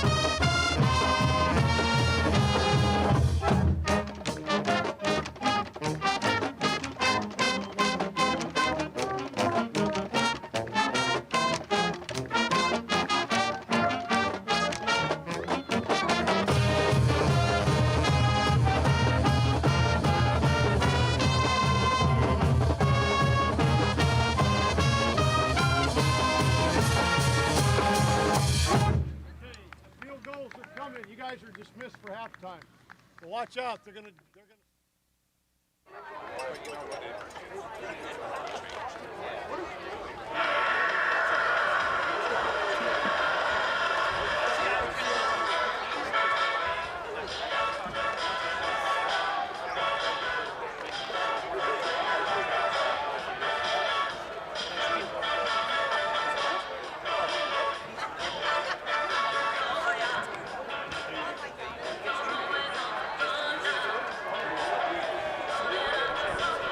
Welcome back, ladies and gentlemen, to the halftime show just completed. We are going to have Sam Horner on the phone once again. Jared and Sam, take it away. So, Sam, over that first half, we saw the Eagles didn't have a really good start. We started out with a fumble right off first play on the offensive side of the ball. So from that point on, what did Coach Horner really have to say to get his offense going after a kind of rough start? I think it was just, lighting a fire in them. I think the nerves, every time, I don't know about you, Jared, but every time I got here, I was always nervous for that first play. But once that first play hit, those nerves went away. So I think that might have had a bit of a factor going into that. But I know in the past, this coaching staff does a great job of motivating their players and lighting a fire under their bellies to get going. So I think probably that's what I heard was going on down here. And I'm sure they went at halftime too. I'm sure it wasn't a quiet locker room. So I'm confident they're going to come out second half, doing what they need to do. Oh, yeah, definitely. And you probably, after London Little had that fumble, you don't really see him muffing the ball up a lot. So you probably had a lot of other seniors probably hitting his helmet and trying to lift him up and get him right back out there on the field and do what he does best and get in the end zone. And that's what he did in the second quarter. So looking forward to a second half here. What seniors are you looking forward to see the field here? I think so far Wibby has done a great job defensively. He's really getting in the spots that he needs to be. But I'm be interested coming into the second half if we can get this score up a little bit more. We're going to see some guys who don't usually get some time. And I think there's a lot of kids who are itching to play on the sideline because it's a good group of kids who've been playing for a long time. They're going to be psyched to play together on their senior night. So I think I'm looking at some kids, on the sideline right now. I think Colin probably might get some more reps back at QB the second half, definitely. And, I think maybe Bryce Hildebrand or Aaron Two-Train might get on in the action a little bit in the backfield. So we'll see. All right. Sounds good, Sam. Thank you for coming on here. And you said you're going to come get another pair of headphones. Yep. I'll see you up there in a sec. All right. Sounds good. Thank you. That was 2020 grad Sam Horner playing in the 2019 season. I said he was a 2019 grad earlier. Played in the 2019 season. They are at the University of Missouri now. Shout out to the alma mater. From Columbia to Columbia they went. So Columbia kicked off in the first half. Will receive the second half kickoff. 28-6 lead. Jared and I's predictions. We're right on track. Number 14 sends it to the 33-yard line where it's caught by Two-Train. He's got to get up the middle in a hurry. And he's going to get to the 43 in good field position on a good return there by Two-Train to get back up the middle and try to make something happen. Yeah, they set that ball up all the way on the hash mark and kicked it all the way to the opposite side of the numbers. So great job by the kickoff return team to be ready there and make your moves and set guys in the right spot. And Two-Train was able to come up with the ball there and gain a few yards to see what this offense can do. As we see, looks like London Little is going to be running quarterback right now. Got the Wildcat. London's going to be their quarterback. He's going to fake the pass, going to get behind a couple blockers rather, and he's going to gain 5 as he reaches the 43-yard line. That's that Wildcat that we had mentioned earlier. And that's something that if we were playing in a full season with playoffs that we'd probably see a lot more of. Yeah. It's something that a lot of defenses would not like to go against, because if you have a guy like London Little and he's touching the ball on every single play, that means that something great is about to happen. So it's pretty nice to see London Little move around literally in every single position on the field and him still succeed in it. McLaren back in at quarterback, hands the ball off to McConaughey. You're going to get to the outside for enough of a first down before finally stepping out of bounds. Good for 6.5. Good for a first down. 5 or 6 yards, close to a first down. Tackled by number 2, Chase Kishner. The latest comment said, shout out to the lady cheerleaders, or to the Eagles lady cheerleaders. Haven't made a comment on their push-ups yet tonight, so do some quick math. They haven't had to do too many quite yet. Mr. Holton doing his typical. He said, I'm back, everybody. Yeah, Eagles first down. Doubles to the left side, hand the ball off. Nope, going to be faked. McLaren's going to keep it. He's going to go up the middle. He's got enough for a first down and gets tripped up on some nifty footwork by himself, too. McLaren on the keeper picks up 12 yards, a first down. What was your longest run, Alex, you think, in your career? No, you don't know? Nope. I bet Howie could get it for you in about a week. I bet he could have an answer for you. I'd like to get with Howie in the offseason and try to figure out some of them goofy stats of the longest runs, longest pass plays, interceptions, because like you said, you know that they're there. Yeah, he's got them. He's got them. That is the plan. We have some cool stuff ready to go for next year, in our minds at least. We'll have to make it happen in the offseason. Quick turnaround this year as we will start playing again in August. Fake the handoff to McConaughey, who gets blown up on the play, but it's going to be a completion to London Little. He makes a couple men miss. Gone. He's got to get to the outside. He's got one man to miss. He hurdled the guy last week, and he's going to get stopped this week at the 4. But that is good for about 27 yards and another Columbia Eagles first down as they enter the red zone on 1st and goal. Man, he's exciting to watch. Yeah, and I was talking to Coach Germain right before the game down there in pregame, and he even said that London Little could be a top 5 Columbia football player that he's ever coached or seen. So just for all these Columbia fans out here, with only 2 games, well, a game and a half left of London Little's career, it's definitely going to be sad to see him go, but we are lucky enough to have a guy like London Little in our program. Doubles to the left side, hand the ball off to McConaughey, who's going to go up the middle, and he's going to get in for another Columbia Eagles touchdown. McConaughey in for a 5-yard touchdown run for the Eagles.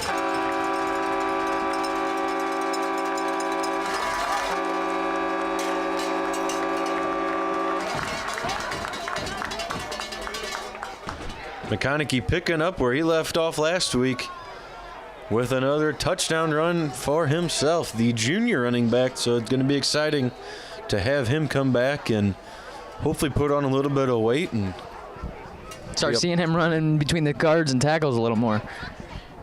Saigon, Wibb, and Jackson. Kick is up. Kick is good. Wilmar's extra point attempt is good. 35, Columbia 6, East Alton-Wood River. Well, I need the score to stay just like this the rest of the game, Alex, and my prediction is spot on. You know, I'd like one more touchdown.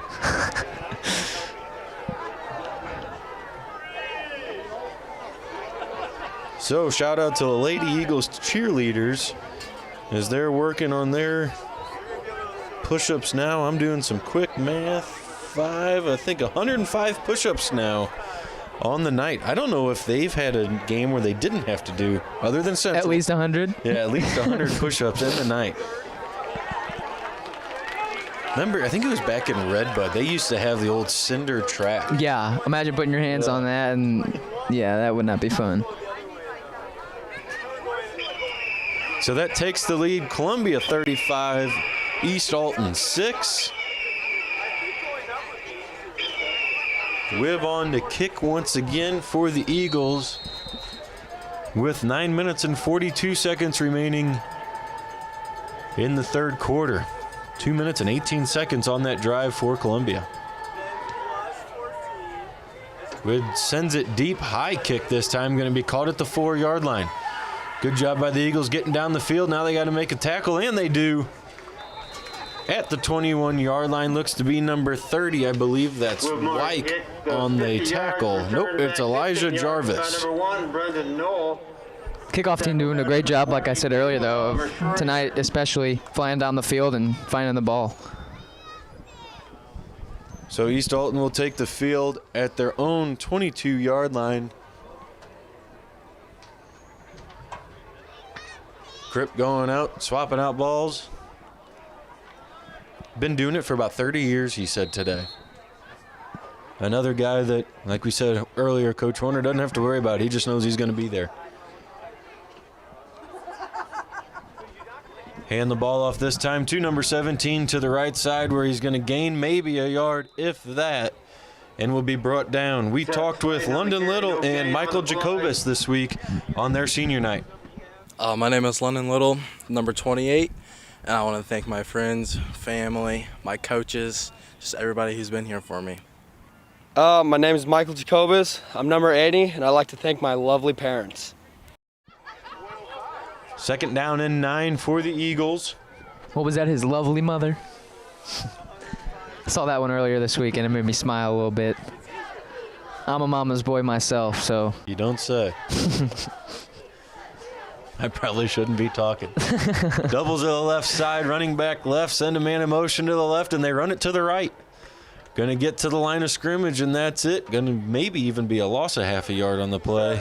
Layden on the carry, tackled by Colin McLaren. Brought down by the senior number 15, Colin McLaren, and the junior Owen Brewer. As the band parts ways with the field for the final time for those seniors, final time for Mr. Itursky. Once again, congratulations. Enjoy retirement, and great job. Never have anything bad to say about Mr. Itursky or any of his bands that he's had in previous years. Third down and 9, 8:10 remaining on the game clock. Doubles to the left side, running back left, send the motion man to the left. Wibb gets that's a hold almost. held, loses contain, but we're able to make the tackle, bring up a 4th down and 3, and like you said, I think Wibb's got held on that play. Yeah, that inside receiver there was lined up right over Wibbs, and Wibbs is supposed to force it back inside, and he tried to, but as he turned his body, you could see that his jersey was being held a little bit. But lucky enough to bring up a 4th down and 5, so it looks like they're going to bring out their punt team, and London Little's going to drop back and receive this one with 7:30 left in this third quarter. You could hear Coach Kendall yelling, blue, blue, blue. Blue block. Jinx. Watch the football. They will snap. They will get the punt off, and it will not go directly to London. And he lets it fall. I thought he was going to grab that one. Yeah. Kendall's even on the sideline throwing his hands up in the air. What are you doing? Go get the ball. That's your favorite. So I think that ball might have landed around the 35, and it's going to go out of bounds at the 24, where the Eagles offense will take over. Columbia, after the 2-minute and 18-second drive,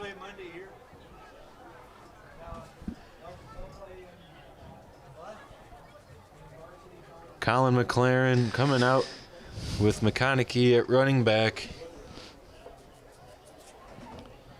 See if we can find a score of that Freeburg and Salem game. I can call it as you if you want to look it up. Going to be a pass play for McLaren. He's looking deep. He's got London deep. London with the catch. London's going to have to outrun a man. Oh, look at him go. Look at that. London Little had about a 2-yard head start, and it ended up at about 5. London Little in for another Columbia Eagles touchdown on a beautiful ball by senior Colin McLaren. Good for 76 yards. It looked like that guy was gonna catch him, but London had an extra, he just has that extra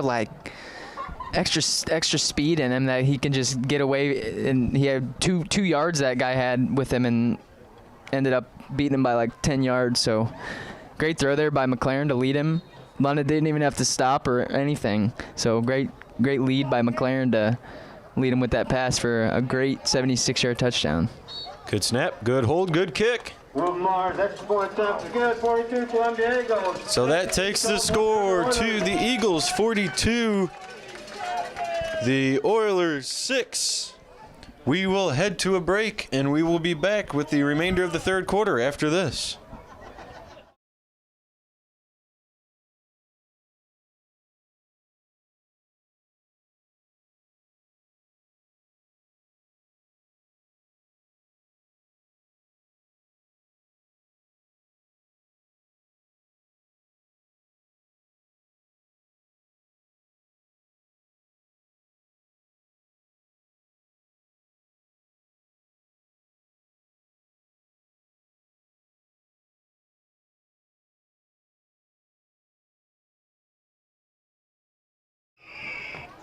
147 push-ups for the cheerleaders now, as the Eagles take the 42-6 lead.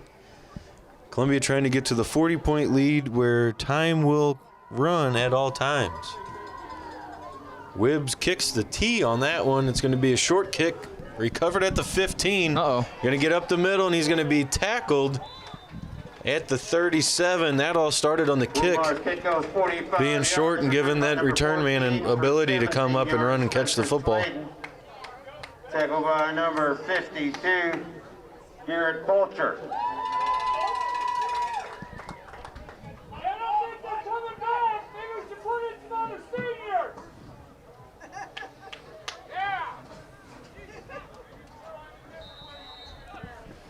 Columbia's defense holding strong again once again tonight. Said that wrong. East Alton comes out, doubles to the left side, running back to the left, tight end, and sniffer back to the right. Shotgun snaps, a little slow getting back there. It's going to be recovered by the quarterback and handed off to number 17, who's going to gain a yard. I don't know how many plays over 10 yards East Alton's had tonight, but it can't be many. Well, that touchdown that we gave up could have been easily intercepted as it hit somebody right on top of the helmet. But other than that, I mean, I can't really think of a big play that they've really had. But this defense has just been so on top of things. Everybody's stayed home and done what they're told, so there's not really much to complain about on the defensive side of the ball. 2nd down and 8. East Alton not in any hurry to get the next play off. They're going to hand the ball off, try to get Good job, Schrader. Good job, Schrader. Forces it back inside, and it's good for 7 or maybe 8. Going to be close to a first down, and like you said, good job, Schrader. Brings up 3rd down and 2. How hard is it for a linebacker like that? Yeah, you have to shed a blocker that's coming at you, and you got to find the ball, and it's hard to shed a blocker because it's usually a puller that's pulling to kick you out. So to shed a block like that and force everything back inside to even get a hand on the guy with the ball, it's pretty special whenever you can have players that can do that and force other hats to come to the football. Motion man number 35. He's going to stretch it to the outside, and he's going to get slung down by Wibby. It's that what were simple. You just saying? Yeah, it's that simple. All you got to do is go 2-3 yards upfield and force him back inside. And he was a little slow on that one, but he made up with it for grabbing the jersey and forcing him the 2-3 yard loss. So, I mean, Coach Germain, even whenever you were playing, he's enforced it over his whole time here. So it's nice to see these linebackers come in each year and carry on the generation of forcing everything back inside. So Coach Germain doesn't really have to enforce it as much anymore, as the seniors can kind of teach it to the younger classmen, and the younger classmen can learn about it over time. Loss of 3 on the play brings up a 4th down and 4. Going to be a swing to the outside, going to be sniffed by the Eagles. London Little fighting off a stalk block. Adam Wibemeyer's fighting off a stalk block, and a turnover on downs for the Eagles. And that clock is still running right now. Oh, no, but just stopped. Oh, now it's running again. I don't think it's supposed to be running yet. Not yet, but it will be hopefully here soon. There it goes. It stops now. Looking down here at the sideline, we always talk about Howie and the stats guys. You got Howie and Todd Klasko and Sharkey giving hand signals to one another. Buddy standing right next to Howie. Those 3 guys, they don't miss too much. And they've got it pretty much down to the yard. And Howie makes sure that they get it to the yard. Doubles for the Eagles.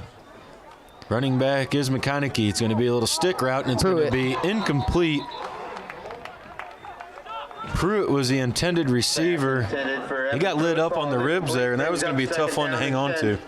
Yeah, it took a good lick there, and he just ran a pretty simple 5 to 6 yard hitch route, and Corner did a good job of not biting on a go route and stayed home and made a good hit stick on Evan Pruitt to make the ball fall to the ground and come up with a 2nd and 10.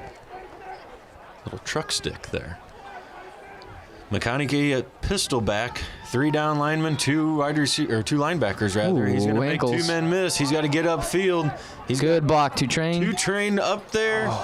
He's going to get the first down and get near red zone territory, but a big gain for about 20 yards. 16 yards on the play. And good for Columbia Eagles first down. Marcus O'Donnell.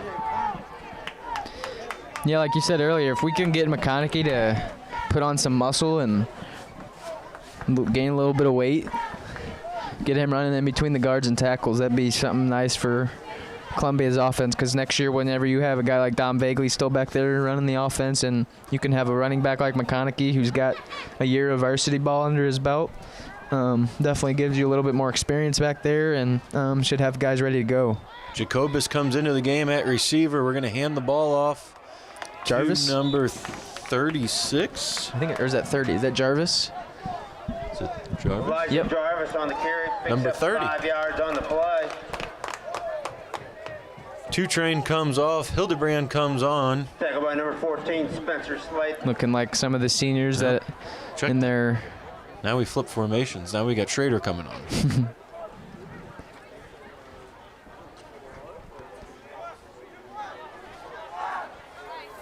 Still have Jarvis and McLaren in the backfield. 2nd down and 6. Ball on the Oilers' 16-yard line. Going to hand the ball off to Elijah, and he's going to get up the middle. Maybe. Did he fall forward by 5 yards? Yeah, it looked like it. I thought he might have got a yard on the play, but he runs full speed downhill. Yeah, he hits that hole pretty quick. Once he gets that ball, you can't really see him. He's flying through that hole, and that's what he did there. And it looked like he didn't even get touched. He just dove like 4 yards and slid. Little comes off. 3rd down and 1 from the 12. 2 minutes, 22 seconds remaining in the ball game. Columbia leads it 42-6. Going to hand the ball off, and he's going to go up the middle once again. Tried to stutter step a little bit, and I don't know if he got enough for the first down on that one. He might have even just got back to the line of Elijah Jarvis scrimmage. on the carry, close to a first down. Tackled by number 17. And you know Coach Horner will probably wants that running clock right here, so he's definitely going to go for it here. I can hear him yell 4th and 1. All you need is a half a yard, not even. You need just a little push from your front line to get a first down and then try to get in the end zone here for a running clock. But it looks like Columbia is going to burn a timeout here. Columbia. With the timeout, we will go to Max Cerise and Dawson Sukup for their senior night. Max Cerise, number 34. I'm thankful for my parents for always supporting me and dealing with me in the house and off the field, but they're always there to support me. I'm Dawson Sukup, number 75, and I'd like to thank God, my mama, and Coach Baker. It's nice to see you got both Nick and Sam Horner out there in the huddle. We know that Nick likes to give his input. Oh, yeah. As he's giving his input, you can see him giving some hand signals right now. It looks like he's talking to Schrader. Sam says, I'm out. Sam's always been the quiet one that just kind of goes with it. Nick's right there on Dad's left pocket.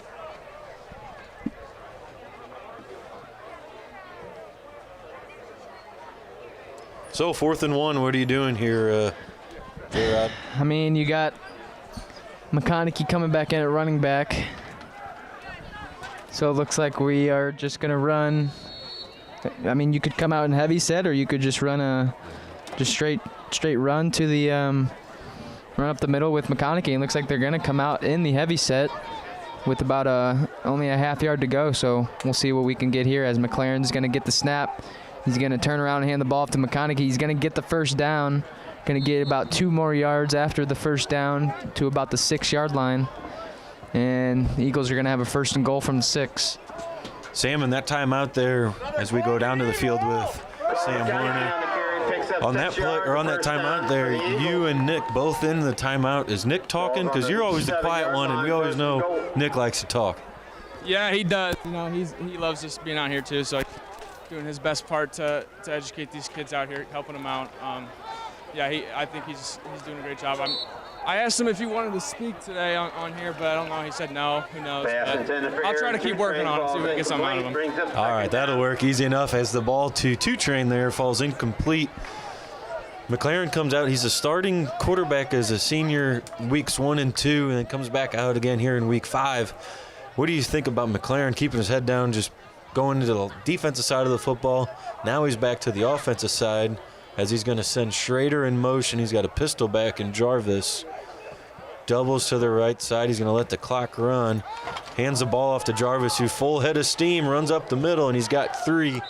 What do you think of McLaren just keeping his head down and becoming the starting quarterback once again and doing well tonight? Special. I'll tell you what, playing with him growing up, in Blue Jays, he was always on my team. And in high school, the kid's a workhorse, man. He loves the game of football, and I don't think it really matters where you put him out on the field. He's going to play because he just loves this atmosphere. He loves being out here. But to be able to play on defense and play quarterback, we don't see that very often. Dom does a great job of it too, but I think Colin's a competitor out there, and he's always got this drive and this chip on his shoulder, so it makes him that much better of a player. Jarvis in at running back. You think they stop him on this run? Nope, they're going to pass it. They're going to go to the outside to Two-Train, and he's wide open. Good for another Columbia Eagles touchdown. I was expecting a run play on that for sure. I think we all were, yeah. I know I've been down here listening to this coaching staff, and they're trying to get these guys in the end zone that don't touch the ball too often. And so, to see a guy like Aaron Two-Train who works his butt off every day get in the end zone, I think it's real rewarding. It's awesome to see these guys succeeding out here. Two-Train was a big defensive player for us last year as a cornerback. Didn't really see him at wide receiver as we were loaded on the wide receiver side of the football as well. And this year comes out, and you would have fooled me if you would have said the guy's never played wide receiver before. Good snap, good hold, kick is up, and it is good. 49, Columbia. So Columbia leads it 49-6 with 37 seconds to go. We will send it to a break, and we will be back right after this.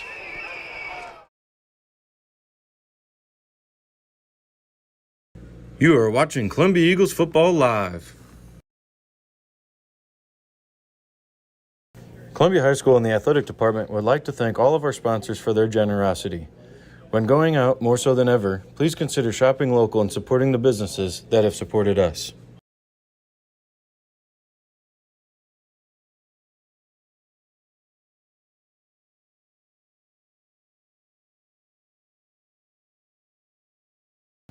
Get ready, Eagles fans. It's that time we've been waiting for. It's Eagle football time.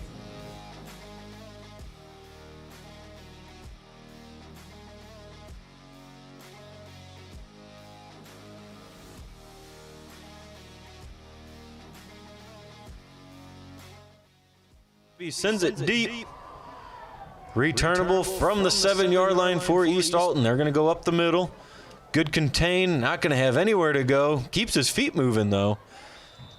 And gains about 7 yards after contact, where the Oilers will take over from the 28-yard line. Columbia gets the 40-point lead, so the clock will run. To the 28-yard line. And I don't know if East Alton will get a playoff here, so the final 12 minutes and 10 seconds are going to run. Are going to go pretty quick here.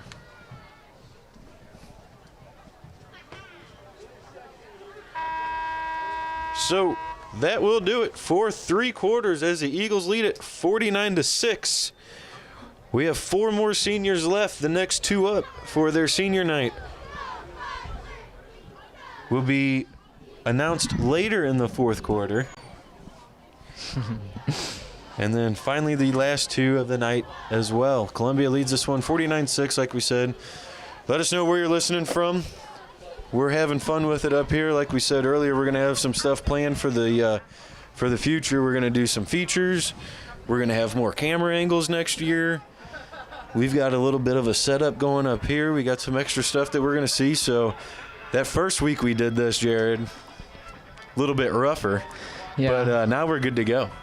Yeah, I was a little nervous there in the beginning of the of the season, but as time went on, it got a little easier, and it became much better for us. So, Oliver Schrader and Bryce Hildebrand, it's your turn for senior night. My name's Oliver Schrader. I'm number 22, and I'd love to thank my momo, my grandma, just because she's always been by my side and always been rooting for me. Number 3, Bryce Hildebrand. I'd like to thank my parents and all my teammates and friends for pushing me to. 2 more to go for the senior night as we have 16 seniors this year. And Jared, like you said, nervous on the first one. We got cameras, we got lights, we got action. We didn't know what to really expect. And my legs were a little shaky because we were standing the first week too. So now that we got these seats, we're chilling up here. 35 motion man. He's ran more yards in motion tonight than with the football. Pass and play. It's going to be intended for number 5, and it's going to be dropped by number 5. Defended on the play. Looked like Max Cerise. Number 34, Max Cerise. He was right there in the right spot.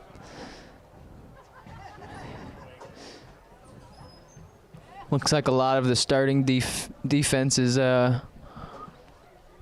starting to be done for the night, as most of them are seniors. So I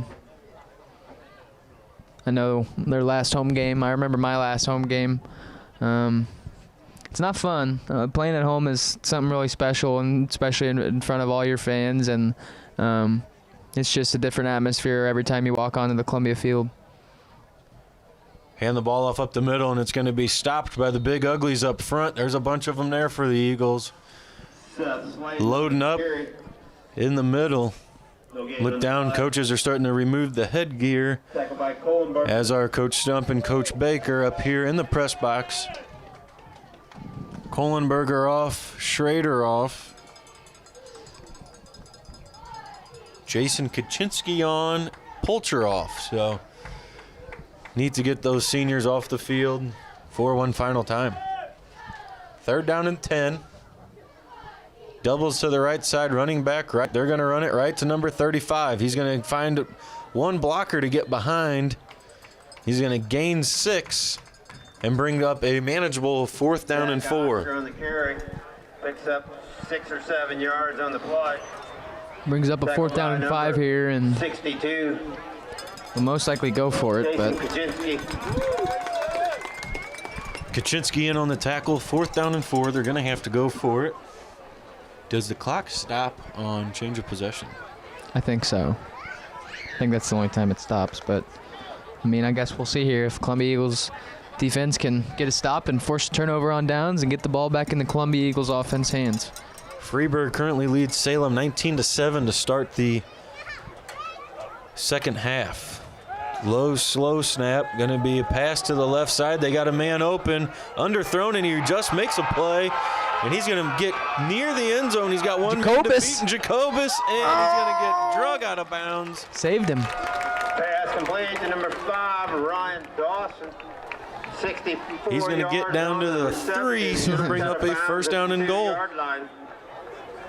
Knocked out of bounds. Jacobus was flying there. He came from this opposite side corner, and Bryce Hildebrand kind of went up for the ball and didn't really see it.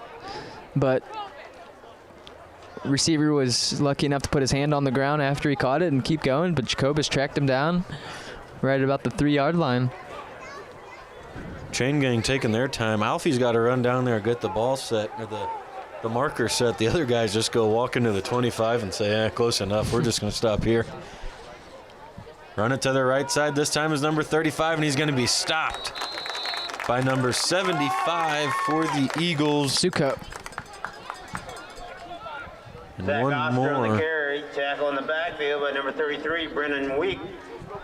And Week stepping up. Saigon in to clean up the play as well. See if Columbia defense, second string, can get a stop here and keep that number 6 on the board. I had 49-6. No, you had 42-6. No, I had 49. No, get out of here. 8 minutes remaining in the ball game. 8 seconds on the play clock. Send a man in motion. Going to be a play action. Quarterback's going to roll to the right. He's got a man in the corner. He's got a man for a touchdown. East Alton. Touchdown Oilers. Pass complete to Brendan Knoll. And the clock stops on scoring plays. Now does it restart?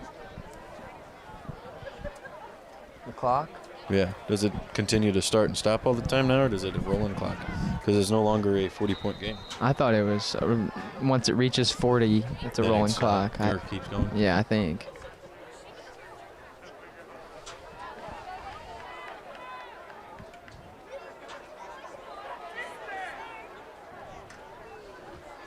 East Alton for the 2-point conversion. Send a man in motion. They're going to roll to the left side. Going to do a little bit of a Rutgers 4 in our book, and it's going to be good. 2-point conversion for East Alton Number 1, Brendan to Knoll, take the okay, for score. 2-point conversion. Columbia 49, Columbia East Alton 51, Oilers 12, 14. 14. Ralph, it's your last game, bud. Now we got it up on the scoreboard. There we go. Now we got it right. Should be 14, though.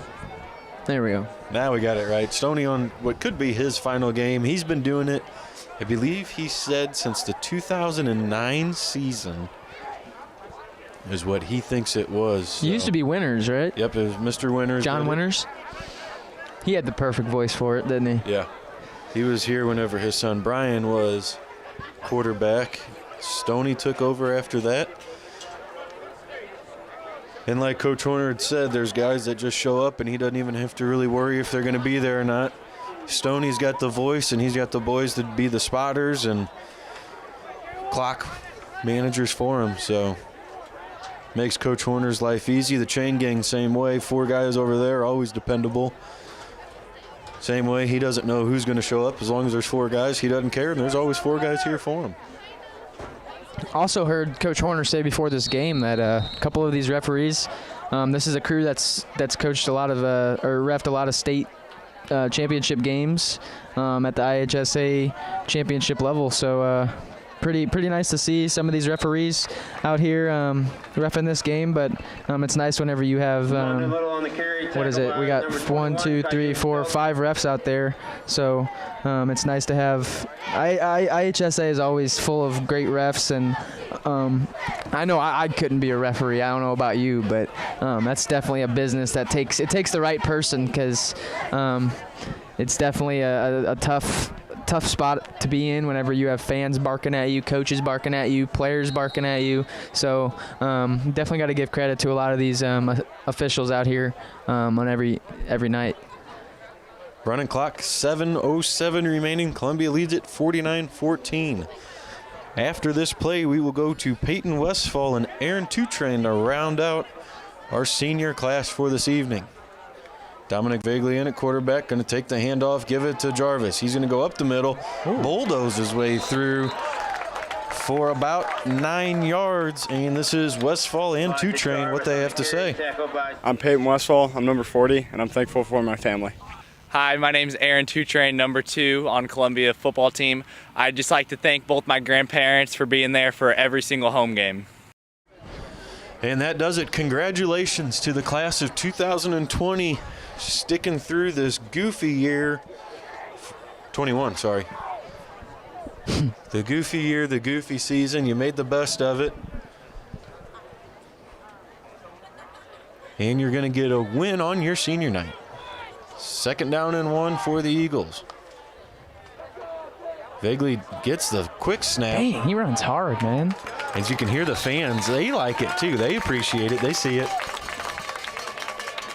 Probably need to start thinking about a player of the game here. I heard McLaren's name a lot tonight. I don't know about you, but on the defensive side of the ball, McLaren and Schrader were 2 guys that were stepping up and making tackles, forcing everything back inside, which was a big key to the game tonight. Forcing them to pass the ball and stopping the run, which is what we've done tonight. So have we done Schrader yet? I don't think a post game, no. I think we should go Schrader. Oliver Schrader? Okay. 1st and 10 for the Eagles in Oilers territory. I'll probably start getting set up here in a minute. High snap, handled by Vagley, handed off to Jarvis, who's going to gain 4. Elijah Jarvis on the carry. So like I said, the 21 seniors are going to leave a void. You just hope that you leave the program the way better than whatever you got here. And like I said, the adversity that they had to face this year, you're following a very successful season last year as well. And Losing a lot of seniors. And these seniors step up. Had one returning senior on the offensive and defensive side of the ball, so that was Lennon Little. So well, and you had Kyle Jackson there too. Yep, a lot of spots that were filled and done greatly. Motion man, here is number 34. He's going to take it, going to cut up field, and he's going to gain 4 yards and bring up a 3rd down and 1. Therese on the carry, tackled by Ryan Morton Birch. It's great to see some of these guys that don't really get too much action. It's great to see them get in the game, and because every time that you look down here, every given night, those guys that don't get much action, they're always on the sideline. They just love being a part of the team and love being a part of the game. So it's great to see them get in here and seeing London Little and Adam Webemeyer and McLaren, all these guys cheering for them as they're getting a little time to shine. Number 33, Week, is the sniffer back. Jarvis is going to follow Week. He's got a first down and he slips. But not after. He's going to move the chains and give us a fresh set of downs with 3 minutes and 40 seconds to go in the ballgame. Number 14, Spencer Slayton. J-Rod's headed down to get Oliver Schrader, tonight's player of the game. A quiet kid that we have said his name a ton this year. Stepping up as linebacker and that sniffer back.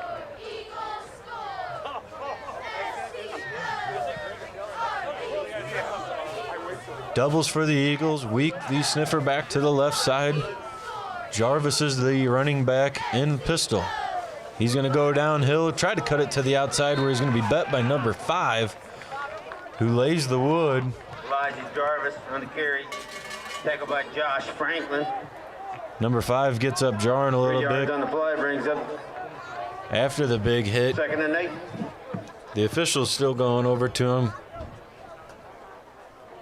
It's always a good thing whenever you don't talk about the officials, as they've had control of the game all night tonight. And as Jared said, getting into the state championship caliber officials, they've done a great job. Cerise, the motion man, he's going to get the toss, gets up the middle, and he's going to get 4 yards, brings up a 3rd down and manageable 3 yards. Picks up 5 yards on the play. Kaczynski comes on. 14, Spencer Slayton. And Poulter comes off. Great career, Garrett Poulter.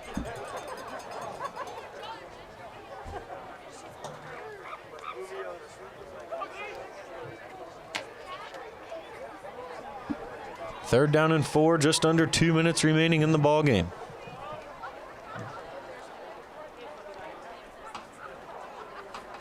Columbia fans showing up and staying tonight on the brisk evening.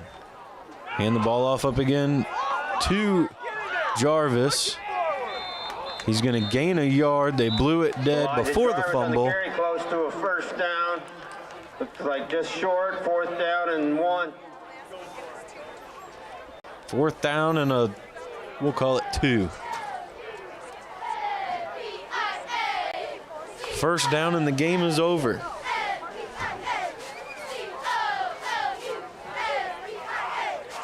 I'd like to thank you all for listening once again. We're going to have some cool things in the future, as we hope. I've had text all night tonight, listening here, listening there.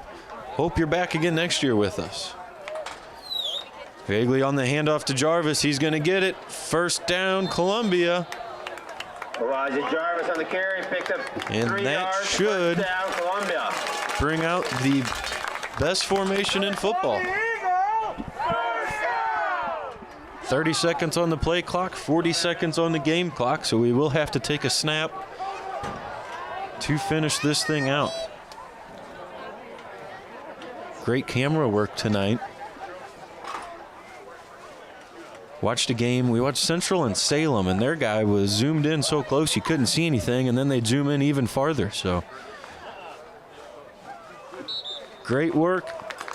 Columbia takes a knee. And that'll do it. Columbia Eagles 49, East Alton-Wood River Oilers 14. Big round of applause for your Columbia Eagles.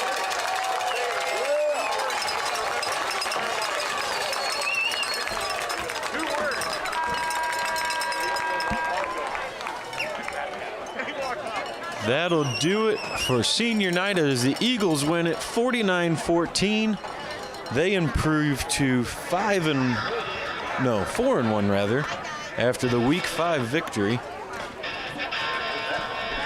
Jared's going to get set up with Schrader. We will have a post-game interview with Oliver.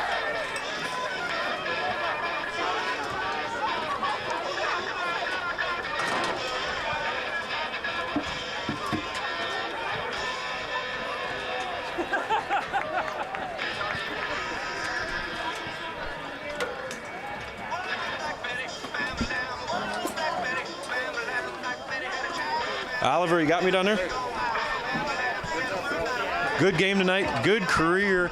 You finally got into the end zone tonight. We've said your name so many different times on the defensive side of the ball. It's pretty cool to say your name on the offensive side of the ball as well. So, going for him for another rushing, or were you excited when he said, hey, we're going to blast past this here?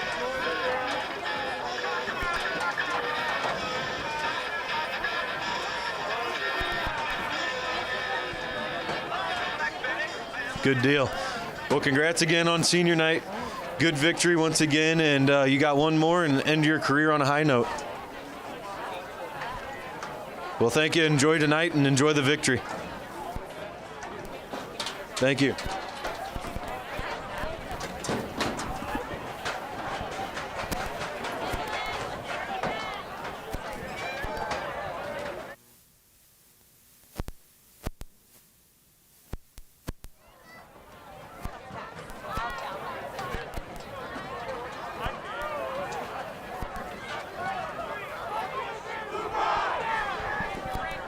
We're back here with the post-game conference now.